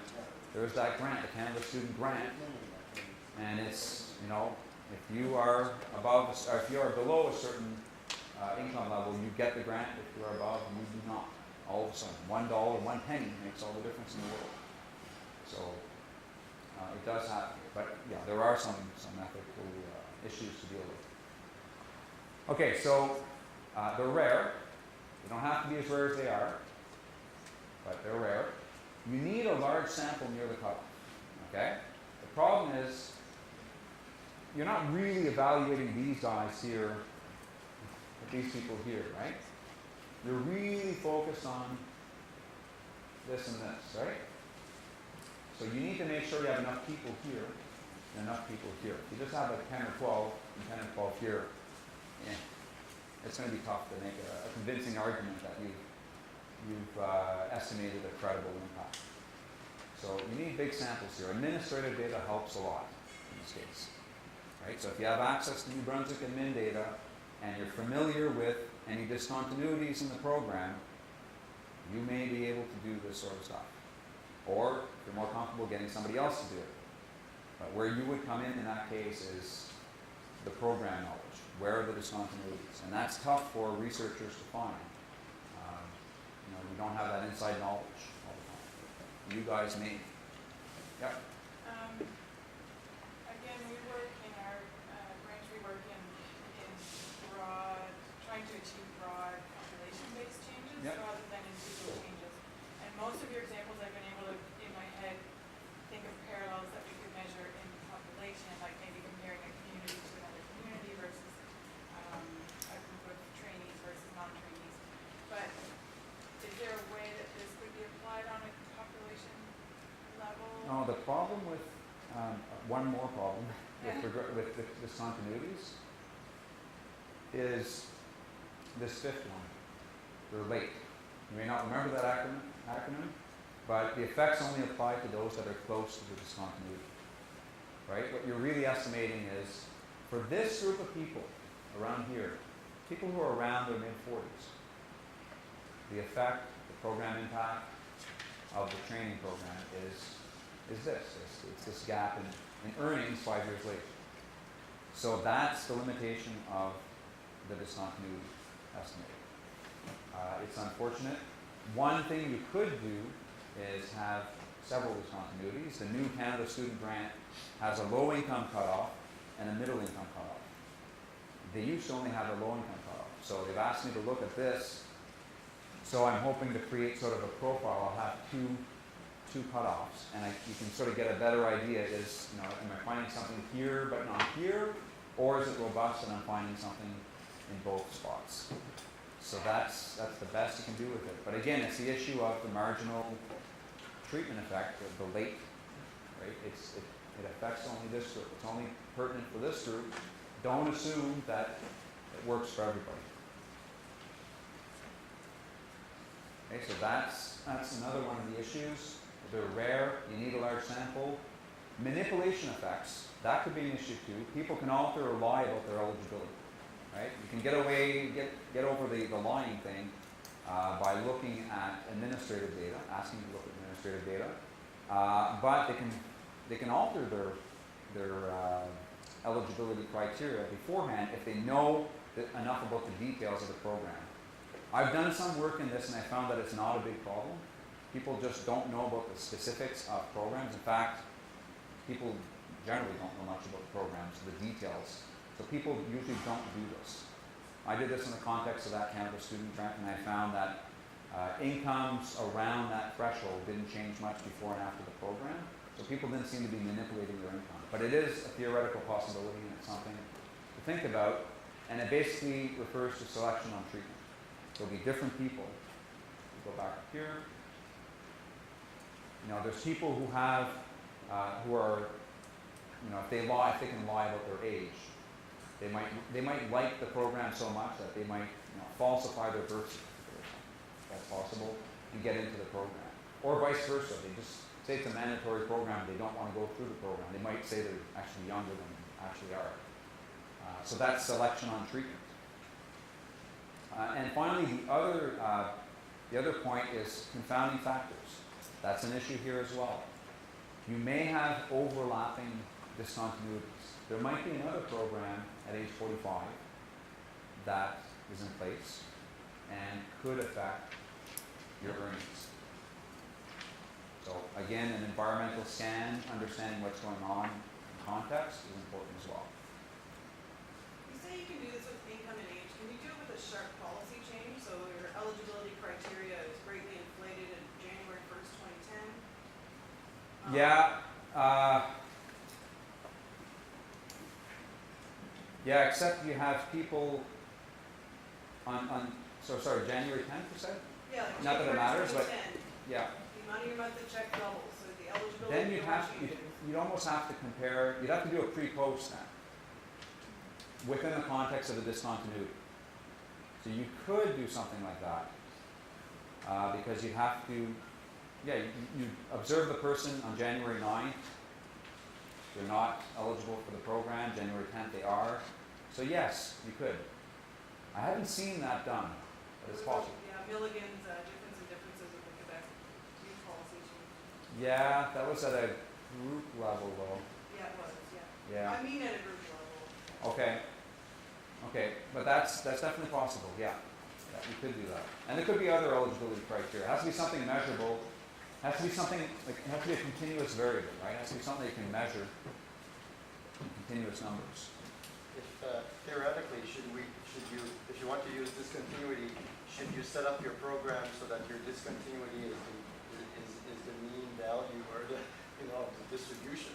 Wow, yeah. The potential user, right? Yeah. Because you said, we learned can't. nothing about the 36-year-old, we learned nothing about the 50-year-old. Yeah. But sometimes there is, some sort of a bell curve of age versus uptake of the programs. Of course, that's not really ethical, but just theoretically. Yeah.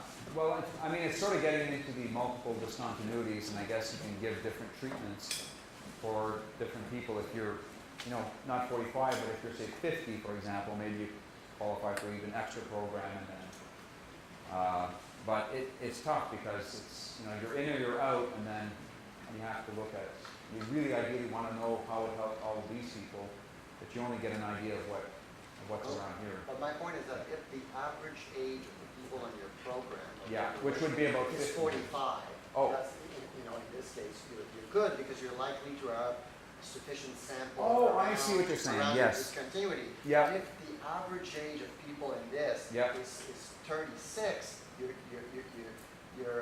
your discontinuity is at 45, it's less likely to work well. Okay, so I think I know what you're saying. So let's say, correct me if I'm wrong, and if I'm wrong, well, I'm just talking about something else, and that could be value added. The program that you're interested in might be one that will be offered to 35 to 54-year-olds. So you do a pilot, if you will, and you do a discontinuity at the middle, the average age, say it's 45, and then you estimate what the impact is for 45. That would actually be fairly useful because you get an idea of how effective the program is for the average person in the group, right? That might be passable on a pilot test, I guess. Right? Because then you want to roll out the program, you want to say, well, we found for people 45, which is the average age that we're interested in, the program works. So now let's roll out from 35 to 54.